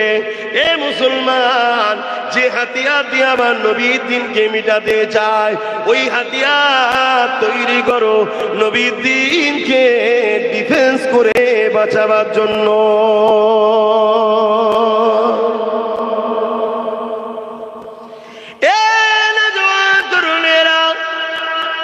মাইকে মুখ দিয়ে কথা বলছি, ঘরের মধ্যে দু চারজন গেলে গুজুর গুজুর করছি না, হাজারো সোশ্যাল মিডিয়ার মাধ্যমে দুনিয়াতে চলে যেতে লেগেছে। এই যে এখন আলোচনা করছি এত সকালে, হয়তো অনেকের এখনো ঘুম ভাঙেনি, ঘুম ভেঙে মোবাইল ঘুটে দেখবে ভাইজানের জলসা হয়ে গেছে। শুনছেন? ঘুম ভেঙে দেখবে জলসা হয়ে গেছে। কি ব্যাপার? কেন অনেক জায়গায় এখন হয়তো রাত। তুমি কি ভাবছো আমার এই কথাগুলো শুধু বাংলার লোক শুনছে? এখন Dubai, France, Britain, America, Japan, German, ইন্দোনেশিয়ায় সব জায়গায় আমার দাদা হুজুরের ভক্ত মুরিদ আছে না না? আল্লাহ শুকর, যারা দাদা হুজুরকে ভালোবাসে সত্যি, তারা আব্বাস সিদ্দিকীকে সত্যি দিলে রেখেছে। কথা মাথায় ঢুকছে না? ঢোকে? যেন সবাই যা করে নিজের বাপের জন্য করে, আর আমি যা করি দাদা হুজুরের জন্য করি। মিলিয়ে দেখো না, দেখো ওখানে ইনি আটল কাল খুলেছে কার নামে গো? আমার আব্বার নামে। উনি আমার আব্বার নামে, উনি আমার আব্বার নামে। অহংকার নয়, আব্বাস সিদ্দিকী দাদা হুজুরের নামে। আমার বাপ আলী আকবর সিদ্দিকী নামে করতে পারতাম তো, কি গো? করেছি কেন? যেখানে দাদা হুজুর সাইনবোর্ড থাকবে ওখানে কোনো হুজুরের পারমিশন লাগবে না, সবাই এন্ট্রি হতে পারবে। বুক খুলে যাবে, বুক ফুলিয়ে আসবে, ঠিক না বেটি? কিন্তু যেটি লিখে দিই আমার বাপের নাম, তাহলে তো আমার ছেলে বলতে পারে এই তুই কেরা, এটা আমার দাদর। কি বলতে পারে না? পারে না। কিন্তু দাদা হুজুর লিখা থাকলে বলতে পারবে। তখন বলবে দাদা হুজুর তো রেখা নাকি, আমারও দাদা হুজুর। কি বলতে পারবে না? পারবে না। হ্যাঁ, বুক ফুলিয়ে বলবে, বুক ফুলিয়ে বলবে। আমি তোমাদেরকে বলে যাচ্ছি দাদা হুজুর আমারও দাদা হুজুর। কিন্তু এটাও মনে রাখবে, আমারও দাদা হুজুর বলে একদল বেরিয়েছে আবার, তারা দাদা হুজুরের ফোনকেই আমার গাল দেয়। এরকম যেন 2 নম্বর চিটিংবাজ হওনি। এ সেই এজিদের মতো হয়ে গেছে, এজিদের মতো। এজিদ বলছে রসুল তো আমারও, আমারও যখন রসুল, তাহলে রসুল যাকে চুমা দিয়েছে কাঁধে বসেছে, হুসাইনের বিরুদ্ধে তরল তুলি কেন? এরকম যেন না। আল্লাহ নবী সারা জীবনটা তোমাকে আমাকে না এর দিকে ডেকেছে, ইনসাফের দিকে ডেকেছে, মানবতার দিকে ডেকেছে, গরিবের সেবা করার কথা বলেছে, ক্ষুধার্তকে খানা খাবার কথা বলেছে, মজলুমের পাশে দাঁড়াবার কথা বলেছে, অসহায়কে আশ্রয় দিবার কথা বলেছে, বিধবাকে সাহায্য করার কথা বলেছে, নিজের মাতৃভূমিকে ভালোবাসার কথা বলেছে, মাতৃভূমির সার্বভৌমত্ব নিরাপদের কথা বলেছে। আজ নবীর উম্মত দাবি করে, মৌলানা মুফতি দাবি করে, আজ যদি আমি জালিমের সাথে সাথ দিই, গরিবদের ঘরে যারা লোটে তাদের সাথে সাথ দিই, বিধবাদের হক যারা দেয় না তাদের সাথে সাথ দিই, দেশের সঙ্গে যারা গাদ্দারি করে তাদের সঙ্গে যদি হাতে হাত মিলায়, তাহলে মনে রাখতে হবে এইটা এ নবীর উলামা দাবি করেছে ঠিকই, কিন্তু এ মুনাফিক হয়ে গেছে। যেমন আমরা সমাজের বুকে দেখে থাকি আজকে এ যুবকেরা, তরুণেরা, বাপেরা এই বলে দিয়ে যায় দুদিনের দুনিয়া।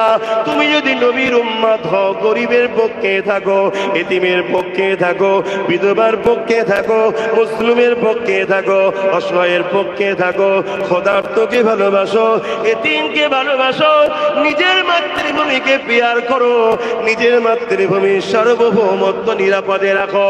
মনে রাখবে যদি তুমি এগুলো না করো, তুমি নবীর উম্মত দাবি করাটাই বৃথা হচ্ছে। শুনছেন তো নাকি? আমাদের সমাজে দেখবেন এক এক সময়, দেখেছেন কি জানি না, আমি নিজে দেখেছি, আমি তো দেখে অবাক হয়ে গেছি, কুকুর দেখি ঘাস খাচ্ছে, মানে পাতা খাচ্ছে। দেখেছেন কখন? কেন খায়?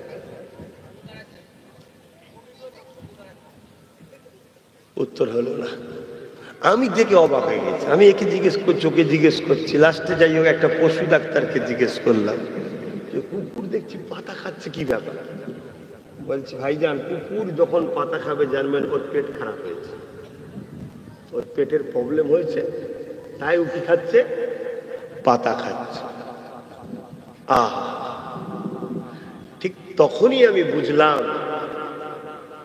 আলেম উলামারা যদি দেখেন অত্যাচারী, বেঈমান, মুনাফিক এদের সঙ্গে দল করে উঠা বসা করে, তাহলে জানতে হবে এর ঈমান খারাপ হয়েছে।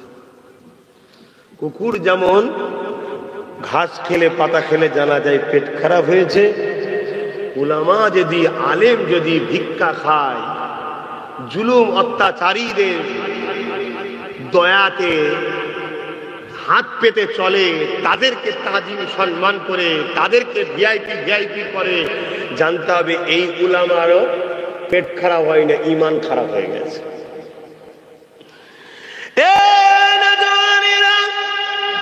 আল্লাহ নবী, নবী, দয়া নবী সারা জীবনটা তোমার আমার জন্য কেঁদেছে।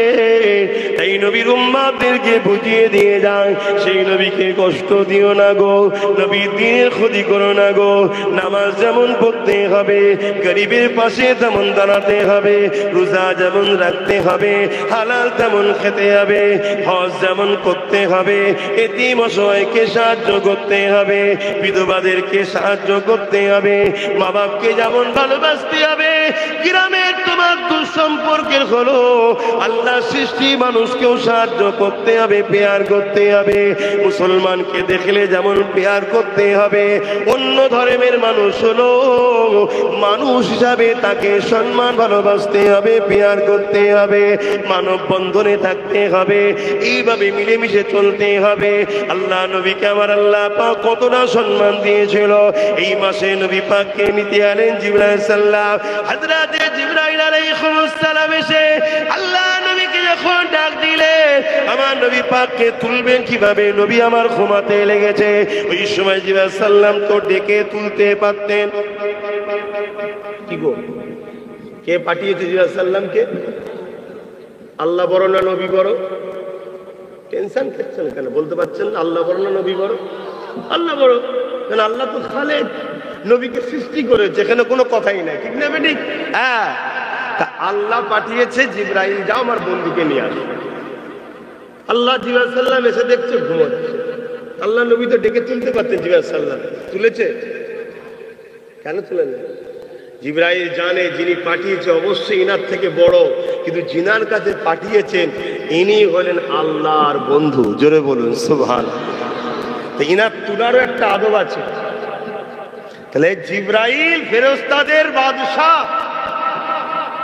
ফেরেশতাদের সর্দার, তিনি আমার নবীকে তুলবে কিভাবে সে টেনশনও করছে যে নবীকে তুলতে গিয়ে কোনো বিয়াদবি হয়ে গেলে আল্লাহ আমার উপরে নারাজ হয়ে যেতে পারে। আর আজকে কিছু কিছু আলেম ওলামা বেরিয়েছে, তারা আমার নবীর শানে ভাষা ব্যবহার করছে। কি বলো, কি ব্যবহার করছে? বলছে নবীরা নাকি গরু ছাগল কি সব চড়াতো নাকি সব বলছে না। হাই রে কাফের বক্তা, আল্লাহ তোকে যদি হৃদায়ত কপালে থাকে তুই পরিবর্তন হবি, নাই চির জাহান্নামী হতে হবে। ঠিক না বে? ঠিক গো, একটা আওয়াজ দিয়ে বলো। কোন সাধারণ লোক নবীর শানে এরকম কথা বলে? দেখেন মৌলানারা শিখাচ্ছে, কালকে শিখবে না শিখবে না।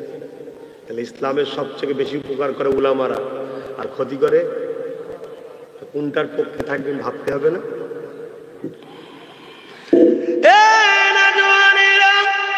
হযরত জিবরাইল আলাইহিস সালাম আমার নবী পাককে কিভাবে তুলবেন আল্লাহ পাককে জিজ্ঞাসা করলেন, আল্লাহ আপনার হাবিব ঘুমাচ্ছে, আমি জিবরাইল কিভাবে উঠাবো?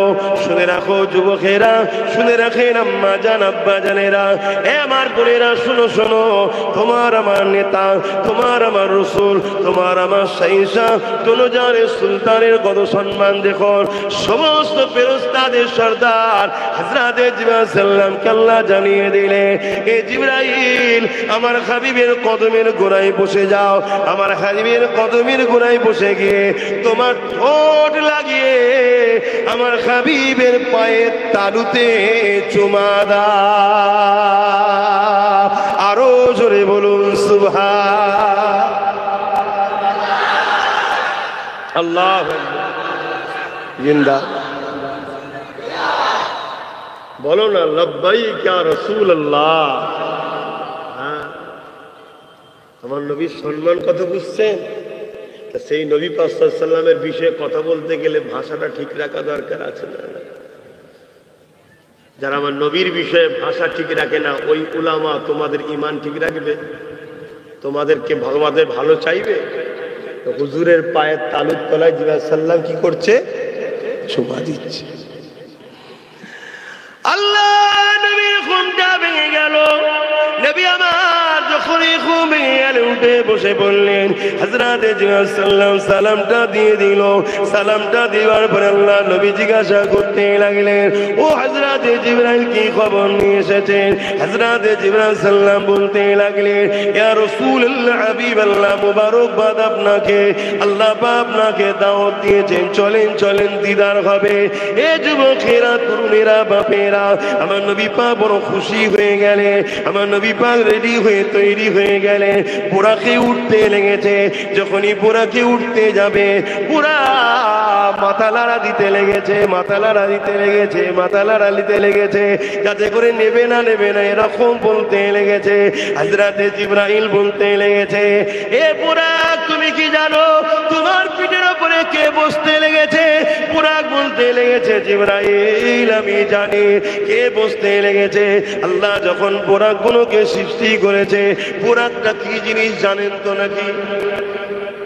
এই যে বিদ্যুৎ বলা হয় না, বিদ্যুৎ, এই বাক থেকে বিদ্যুৎ নামটা এসেছে।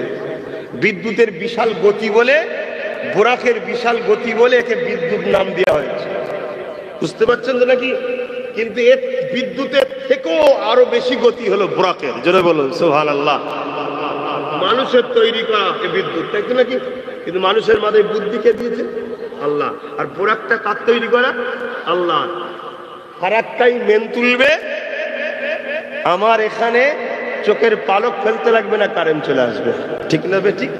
মানুষের তৈরি যদি এত স্পিড হয়, আরে কারেন্ট কিছু একটা পদার্থ তো নাকি যেটা আসছে?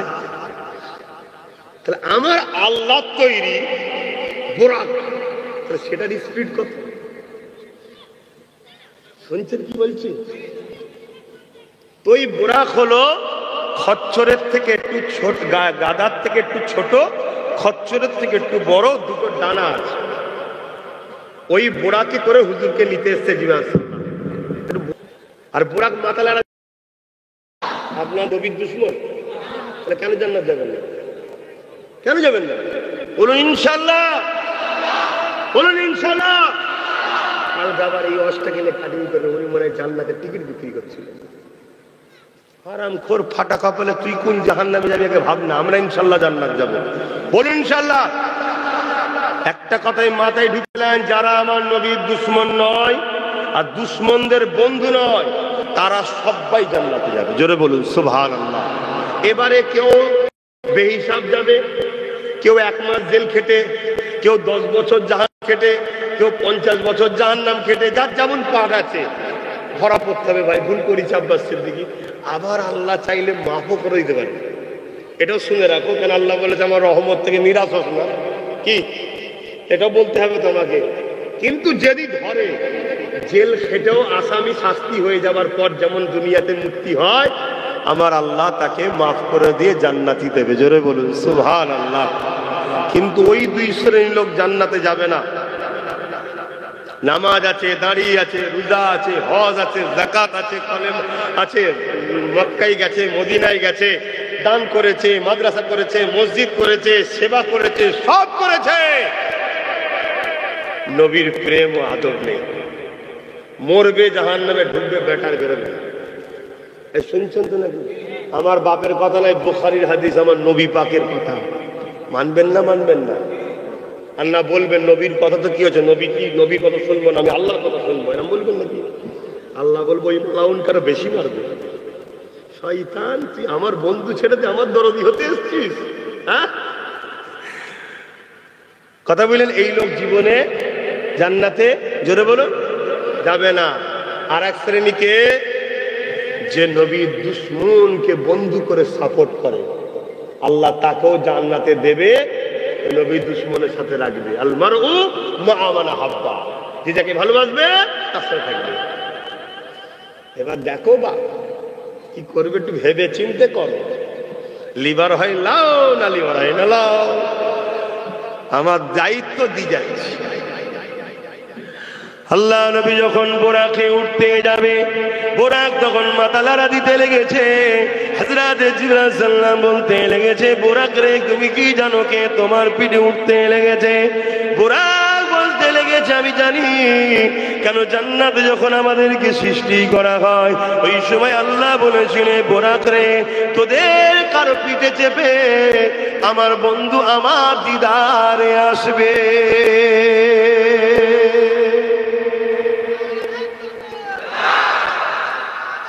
আল্লাহ ইয়া রাসূলুল্লাহ, শোনেন ইয়া রাসূলুল্লাহ সাল্লাল্লাহু আলাইহি ওয়াসাল্লাম, আমি কি বলছি শুনছেন? আর 10 মিনিট লোক অসুবিধা হচ্ছে না? বেশি না, 10 মিনিট না খেয়ে বসে পড়েছে, শুনবেন তো আমি কি বলছি। বোরাকে কিন্তু প্রত্যেকটা জান্নাতীরা চাপবে। আমরা যেমন দুনিয়ায় আগে কারোর সঙ্গে ঘোড়া গাধা ছিল, উট ছিল, এখনো আছে, এখন আমরা গাড়ি চেপে বেড়াই না, মানে সওয়ারি করে। জান্নাত তো বিশাল। যারা আল্লাহকে ভয় করে, এরকম পৃথিবীর মতো দুটো দুটো বড় বড় জান্নাত দেবে। জোরে বলুন সুবহানাল্লাহ। ওয়ালিমান খাফা মাকাম রাব্বিহি, বলুন জান্নাতান। সূরা রহমানের মধ্যে আল্লাহ বলছে, যারা আমাকে ভয় করে আমি তাদেরকে দুটো দুটো জান্নাত দেবো। একটা জান্নাত এই পৃথিবী আসমানের মতো, এই বিশাল বড়। জোরে বলুন সুবহানাল্লাহ। আপনার মাথায় দিচ্ছে নাকি এত বড় জায়গা কোথা আছে? এই মাথায় দিচ্ছে। তাহলে আমি একটু জানিয়ে দিই, পৃথিবী হচ্ছে একটা গ্রহ, একটা গ্যালাক্সি। আমার আল্লাহর কয়েক লক্ষ কোটি মিলিয়ন বিলিয়ন এরকম পৃথিবীর মতো গ্যালাক্সি তৈরি করা আছে। জোরে বলুন সুবহানাল্লাহ। এই পৃথিবীর বাইরে বহু কিছু আছে রে বাবা, এটা ছোট একটা গ্যালাক্সি। কতটা? এই আসমানের কাছে পৃথিবী হলো একটা ফুটবলের থেকেও ছোট। শুনছো যুবক? সেই আল্লাহর উপরে ঈমান রাখো, আর হালাল খাও, আর নবীকে ভালোবাসো, আদব করো। খাদ্য হারাম হয়ে গেলে বেকার হয়ে যাবে। আমি তো প্রায় জায়গায় ইমামদেরকে বলি, ইমাম সাহেব ভাই জানি আপনাদের অবস্থা খুব খারাপ, কিন্তু কিসের টাকা কি এসছে একটু জেনে শুনে খায়। মদ বিক্রি করার টাকা নয় তো? হ্যাঁ, আরে মদ বিক্রি করা বোঝেন তো নাকি? ওই টাকা নয় তো? তারপরে আবার নারীদের দেহ বিক্রি করার লাইসেন্স দেয়। এরা আবার বলে আমরা নেতা। যারা মায়ের জাতকে এত নোংরা জায়গায় নিচু জায়গায় নামাতে পারে, ঠিক না ঠিক তো? ওই বিক্রি করার টাকা নয় তো, একটু বুঝে বুঝে খাবেন। একটু কথাটা বলে কি আমি ইমাম সাহেবের দুশ্মনে গেলাম? এবার যে কোনো ইমাম আমাকে দুশ্মন মনে করতে পারে সেটা আলাদা ব্যাপার। আমি তাদের ভালোর জন্য বললাম, তাদের ভালোর জন্য বললাম। আর তোমাদের বলি, তোমাদের লজ্জা থাকা দরকার। একটা গ্রামে একটা মসজিদ আছে, 100টা ঘর তো কমসে কম আছে নাকি? 100টা ঘরের লোক মাসে কত খরচ? যত কমই হোক ওষুধ টষুধ, এখন তো রোগ প্রতিটা বাড়িতে লেগেই আছে, খাওয়া দাওয়া নিয়ে যত কমই হোক 5,000 টাকা 10,000 টাকা খরচ করো তো নাকি? কথা বলে। তার 100 টাকা যদি বেশি হয় অসুবিধা কি আছে? 100টা বাড়িতে যদি 100টা করে টাকা ইমামের মাইনের জন্য দেয়, তাহলে মাসে কত হয়? তাহলে ইমামকে কি কারোর দিকে তাকাতে হয়? তাহলে আমাদের দোষ আছে না? নাই। আর ইমামদেরও বলবো, একবার আমায় সাথ দেন, একবার আমায় সাথ দেন। আমি কি বলেছিলাম মনে নেই? 20,000 টাকা দেবো, দেন একবার সাথ। শুনছেন না শোনেন? হ্যাঁ শোনেন। বা পয়সা এমন একটা জিনিস ধার দিলেও পাওয়া যায় না। পাওয়া যায়? পয়সা যাচ্ছিস কোথা? বলছে পিরিত করতে। আসবি কবে? আসবি কবে? জীবনে নয়। পয়সা এমন জিনিস, তাহলে কলার ধরে বার করে নিতে হবে, ঠিক তো? মানে কি কলারটা যে আমি ধরবো তা আমার হাতটাকে শক্ত কর। কি ভুল বলছি নাকি? দেখছিস নি? দেখতে পাচ্ছ নি? একটা লাঠিরই কি তেজ? শুনছো না শুনুনি? পাগলা কুকুর টাইপের হয়ে গেছে। কি করবে দিশে খুঁজে পাচ্ছে না। এত সব রয়েছে চারিদিকে দুনিয়ায়, মাথায় বাজ পড়েনি, একটা লাঠি। শুনছেন না শোনেননি? তোর সাথে যদি আরো 10-15টা হতো কি হতো বুঝতে পারছো? তাহলে কলা ধরা যেত না? যেত না? বার কর, কি বলা যেত না? যেত না? হ্যাঁ বাপ, সহজে হয়নি রে বাবা, একটু চাপ দিতে হয়। কি সকাল সকাল উঠে বিরাজ করেছেন তো? বিরাজে কলগেট লাগান না, এমনি এমনি বেরিয়ে যায়। এই বেরো বেরো বেরো, বেরোই নাকি? যেই টেপেছে পিছনে চাপ, অমনি মুখ দেবে, তাই তো নাকি? তা সহজে কেউ দেয়? তুমি থাকলে দিতে ভাই, তাহলে কেন অপরের উপর দোষ দিচ্ছ? তাহলে বার করে নিতে হয়। নিতে গেলে হাতের শক্ত দরকার। আর এ শক্তি বডি জিম টিম করলে হয় না, এখানে লাঠি বাড়াতে হবে। আর লাঠি ওই মুনাফিক মুসলমান হবে না, তোদের এই আশপাশে সব রয়েছে, এদের মতো না। এটা আরো বেকার। এগুলোর জন্য তো আমার কম বেশি বিপদে পড়েছে, ঠিক না? ঠিক গো। এগুলো যদি না থাকতো মনে হয় একটু বিপদ কম হতো। কেন এই হারামখোরগুলোই তো সামনে এসে ডিফেন্সে দাঁড়িয়ে যাচ্ছে। কি এদের জন্যই তো অন্যজনরা এসে আমাদের ঘাড়ে উঠছে। এরা সামনে থেকে সরে গেলে সাহস আছে নাকি সামনে এসে কথা বলবে? তাহলে আমার কি কথা বুঝতে পেরেছেন? হ্যাঁ, তাহলে লাঠি বাড়ানো দরকার আছে না? বলো ইনশাল্লাহ। তা ইমামদের ওই জন্য বললাম একটু সাথ দেন। গ্রাম থেকেও তুলে দেবো, 100 বাড়ি থাকলে পার বাড়ি 100 টাকা করে মাথা পিছু নিয়ম করে দেবো, দিতে হবে। দিবিনি মানে? সব জায়গায় দিচ্ছি, ইমামকে দিবিনি কেন? কথা শুনছো? এই ভাই ভাই আলোচনা হচ্ছে, বাবাদের বলছি নি, একটু তুই গাড়ি হয়ে যাচ্ছে। খারাপ নিচ্ছেন নাকি যুবকরা? আরে ভাই তো আমরা দিতে হবে। মোবাইলে রিচার্জ করছো মাসে 350-400 টাকা, হ্যাঁ, আর 100 টাকা ইমামের বেলায় কষ্ট হচ্ছে তার মানে? তাহলে এটা চাপ দিতে হবে, দিতে হবে। এখন আবার ফতোয়া দেবে চাপ দিলিয়া হারাম। মাদ্রাসার টাকা তুলে চাপ দিয়ে চাঁদা তুলে খেচ্ছে, সে আবার বলছে ফতোয়া দিচ্ছে চাপ দিয়ে খাওয়া হারাম। আমি আমার ভাইয়ের কাছে একটু বার করেছি, তোর অসুবিধা হচ্ছে কেন? ঠিক না? ঠিক গো। এবং অপর দিকে যদি আরেকটু সাথ দাও, আর এক জায়গা থেকে বার করে দেবো, হাত বার করে। এখানে সব ঢুকিয়ে রেখেছে তো, জানেন তো নাকি? সব টেনে বার করতে হবে। যাক, আমার রাসূলুল্লাহর কথাটা বলি, আর 10 মিনিট নেবো। আমার নবী পাক সাল্লাল্লাহু আলাইহি সাল্লাম বোরাকে উঠতে যাচ্ছে, বোরা মাথা নাড়া দিচ্ছে না। আচ্ছা, আমার মায়েরা সাথ দেবে তো নাকি? আমার মায়েরা বলবে আমিরা তো সাথ দেবো, আমরা কি পাবো?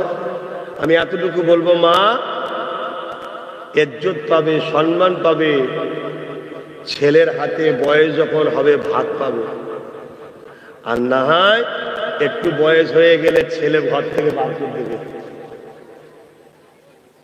এবারে দুনিয়ার কথা যদি বলেন, দুনিয়াতেও অনেক কিছু পাবেন, কিছুই যদি নাও পান, এতটুকু বলে যাচ্ছি, আপনার ছেলে আপনাকে পার মাসে 2-3 হাজার 5,000 টাকা হাত খরচ দেবে, আপনার ছেলে দেবে। এটা লড়ছে কেন? যাওয়ার সময় আবার হয়ে গেল। তো যাক, আমি ওদিকে যাচ্ছি না।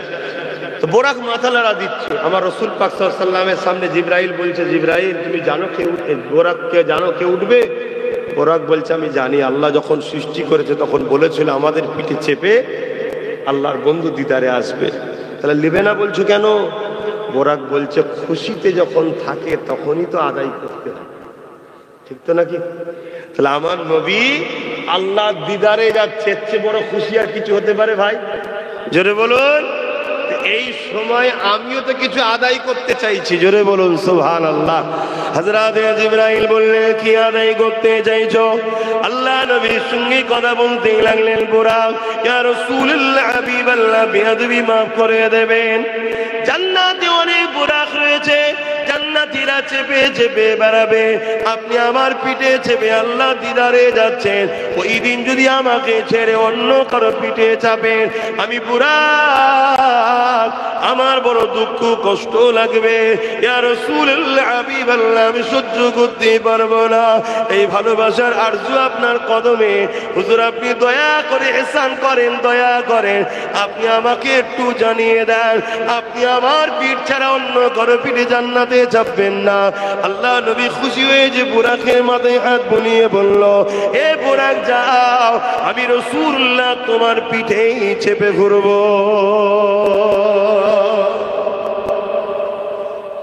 একটা পশু, একটা জানোয়ার, একটা মখলুক, জীব একটা, যার উপরে সওয়ারি করা হয়, জান্নাতি সওয়ারি, সে রসুল চিনল আর মানুষের রসুল চিনতে পারলো না। মানুষের রসুল চিনতে পারলো না। আজকে মাদ্রাসার শিক্ষক না থাকার জন্য মাদ্রাসাগুলো ধ্বংস হয়ে যাচ্ছে। আলেম ওলামাদের মুখে কোনো কথা নেই। মাদ্রাসাগুলোই নাকি জঙ্গি রয়েছে বলছে, উলামাদের মুখে কোনো কথা নেই। মুর্শিদাবাদে বাড়ি বাড়ি নাকি জঙ্গি পাওয়া যাচ্ছে, উলামাদের মুখে কোনো কথা নেই। রাস্তায় নেবে আন্দোলন নেই।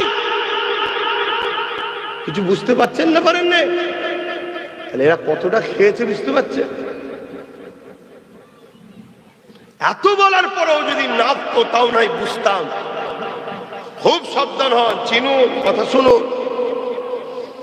একটা বুরাক সে মানুষ নয়, আল্লাহরই সৃষ্টি, কিন্তু আশরাফুল মখলুকাত মানুষ, জীব জন্তু, জান্নাতি একটা সওয়ারি, সে রসুল চিনেছে আর মানুষের রসুল চিনতে পারলো না। এ বিষয়ে আর একটা কথা মনে পড়েছে, বলে দিই। আল্লাহ নবী একদিন মদিনা নববী শরীফে বসে রয়েছে, ঠিক এমনই সময় এক সাহাবী চলে আসলেন। আমার নবী পাকের দরবারে এসে বলতে লাগলেন, ইয়া রাসূলুল্লাহ হাবিবাল্লাহ, হুজুর আমার একটা উট ছিল, ওই উটটা খেপা পাগল হয়ে গেছে, মানুষকে দাঁড়িয়ে দাঁড়িয়ে ধরে ধরে কামড়াতে লেগেছে। এ যুবকেরা, তরুণেরা, বাপেরা, আল্লাহ নবী নবী দয়া নবী এই কথাটা শোনার সাথে সাথে ওই সাহাবীকে একবার বলেন, বাবা সাহাবী রে, তোমার উটটা খেপা হয়ে গেছে, ওকে পশু ডাক্তারের কাছে নিয়ে যাও। এটা রসুল বলেন।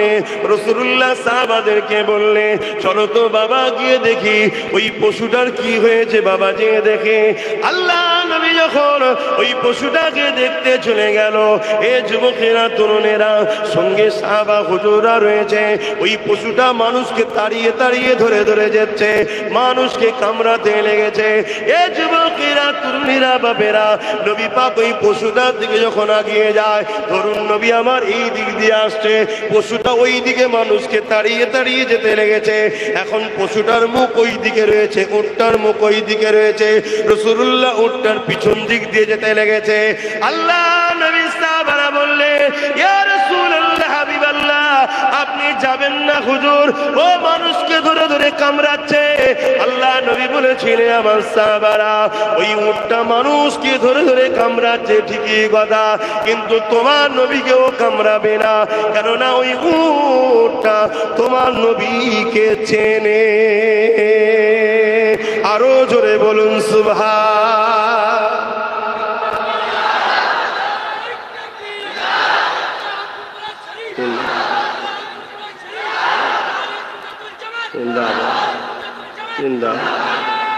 আল্লাহ, তাহলে একটা অবেলা পশু উট সে রসুলকে চেনে, নবীকে কামড়াবে না। মাছি নবীকে চেনে যে আমি নোংরাই বসি, হুজুরের গায়ে বসবো না। আকাশের মেঘলা রসুলকে চেনে, ছায়া করে। জঙ্গলের শাম রসুলকে চেনে, গরম হচ্ছে ডালি তুলে ফনা তুলে হাওয়া করছে। ইতিহাস করেছেন না? আর মুফতি মওলানা হয়ে রসুল চেনে না, বলছে মরে গেছে, শাফাত করতে পারবে না, আলিফ বেতে সে জানে না। আমাদের মতো মানুষ ইলমে গায়েব নাই, অন্তরের খবর জানে না, এসব কি কথা? এই শুনছেন না শোনেননি? এসব কথা যারা পাবে তাদের সঙ্গে থাকবেন। আমার দাদা পীরের বাচ্চারা বলেন থাকবেন, থাকলে ইমান যাবে না থাকবে। আর এই 2 নম্বর গুণকে পিছনেই তো অর্থ দেওয়া হয়, এদেরকে প্রশাসনিক হেল্প দেওয়া হয়, যাতে করে সমাজে আরো বেশি করে প্রচার করতে পারে। শুনছেন না শোনেন না? আর আমরা যখন এইসবের বিরুদ্ধে বলি, আমাদেরকে কোনো রকম ফেসিলিটি দেওয়া হয় না। আর আমরা কোনো ফেসিলিটির পড়াও, জোরে বলো, কেন? আমরা একজনের মুখাপেক্ষী। জোরে বলো আল্লাহ। আল্লাহ নবী চলে গেলেন, বুরাকের পিঠে চাপলেন, ওখান থেকে বাইতুল মুকাদ্দাসে গেলেন, যেটা মসজিদ আকসাকে বলা হয়। জেরুজালেমে যেটা রয়েছে, প্যালেস্টাইনে যেটা রয়েছে, যে মসজিদ আকসাকে ভেঙে দিবার জন্য দুনিয়ার সুপার পাওয়ার জালিম সন্ত্রাস কোনো চেষ্টা করতে লেগেছে, কিন্তু এই মসজিদ আকসাকে কখনো কেউ মিটাতে পারবে না।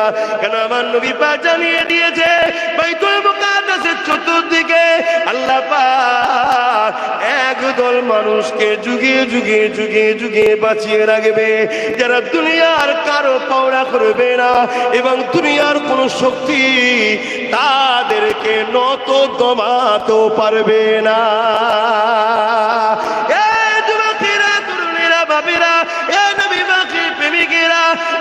সত্য কথাই তো, কোন মায়ের 2 সন্তান, 2জন মরে গেছে, স্বামী মরে গেছে, ওই মায়ের মুখে কখনো হাসি রয়েছে?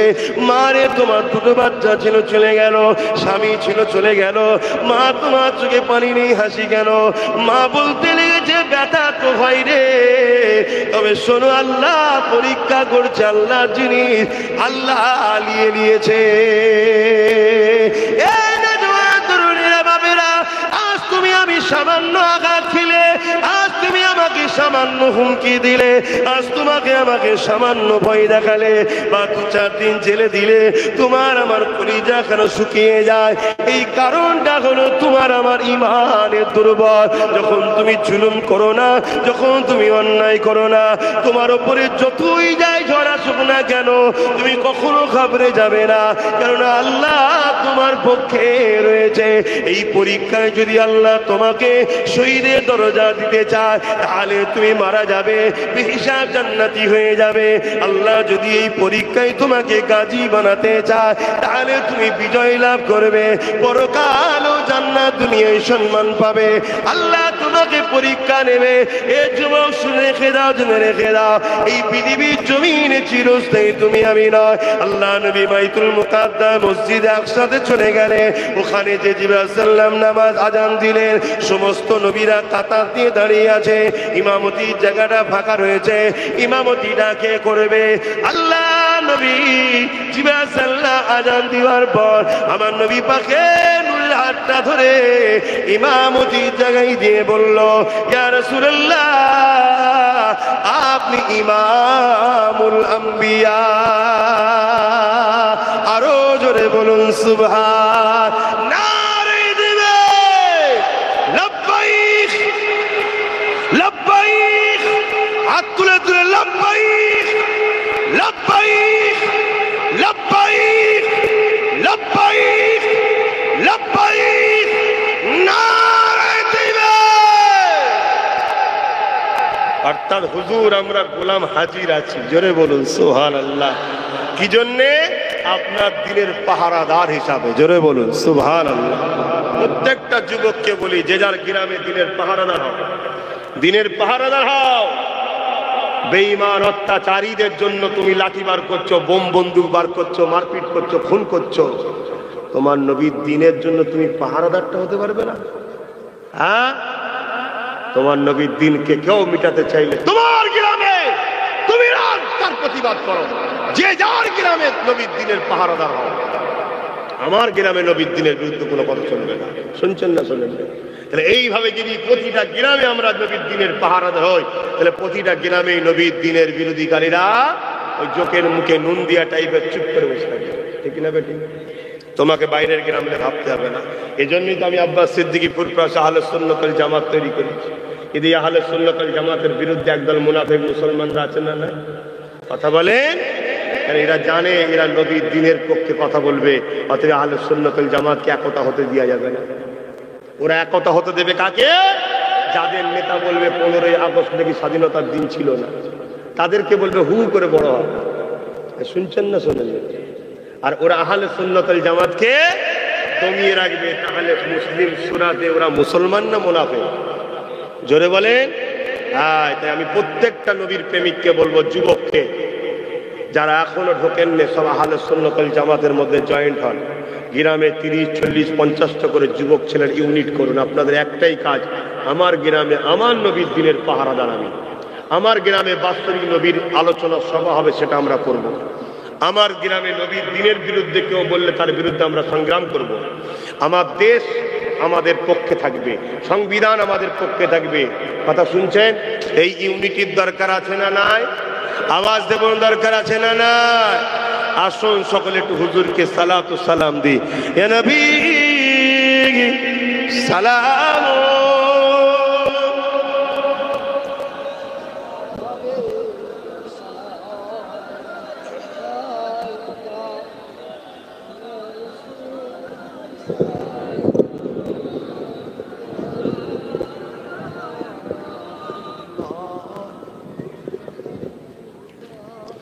বাপজান আমার, আমি একটা নলেজ সিটি করছি, আপনারা জানেন তো। এবিএস মডেল স্কুল চালু করেছি, খবর পেয়েছেন? কিছু এতিম অনাথ বাচ্চাদের একটা ভ্যাকান্সি রেখেছি, সিট রেখেছি, এটা খালি রেখেছি। বেশ কিছু ছেলে গরিব এতিম বাচ্চা, তারাও ভর্তি হয়েছে। যাদের অর্থ আছে তারা তো অর্থ দিয়ে পড়বে। যদি আপনাদের এলাকায় এতিম গরিব মেধাযুক্ত বাচ্চা থাকে, যোগাযোগ করবেন। কথা বুঝে আসছে তো? আসুন আমরা মুজাদ্দেদ জামানকে নিয়ে দুনিয়ায় চলবো। মুজাদ্দেদ জামান আমাদেরকে যেভাবে আল্লাহ রসুলের রাস্তা দেখিয়েছে, ওই রাস্তায় আমরা চলবো। ঠিক না বে ঠিক গো? আমার নবীর ওপরে বাধা এসেছে না আসেনে? সাহাবা হুজুরদের উপরে বাধা এসেছে না আসেনে? পীর ওলিয়া আউলিয়াদের উপরে বাধা এসেছে না আসেনে? আমাদের উপরেও আসবে। এটা নিয়ে ভেঙে পড়ার কিছু নেই। এর সমাধান হলো আমাদেরকে সংগঠিত হতে হবে এবং যে শক্তি দিয়ে বাধা দিচ্ছে ওই শক্তিকে দমন করার জন্য আমাদের ঘরেও আমাদের পক্ষের শক্তি তৈরি করতে হবে। কথা মাথায় থাকবে? আসুন। ইয়া নবী সালাম, ইয়া রাসূল সালাম, ইয়া হাবিব সালাম, সালাওয়াতুল্লাহ। কঠিন আসরের দিনে কি আছে মোদের কপালে? গুনাহগার উম্মাহ আতো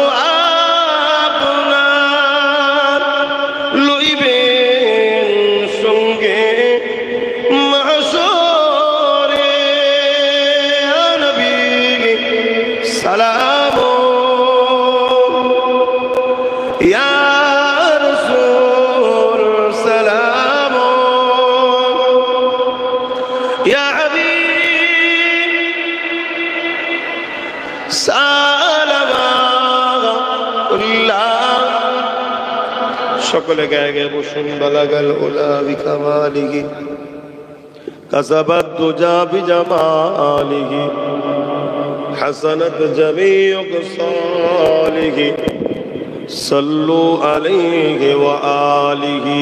আল্লাহ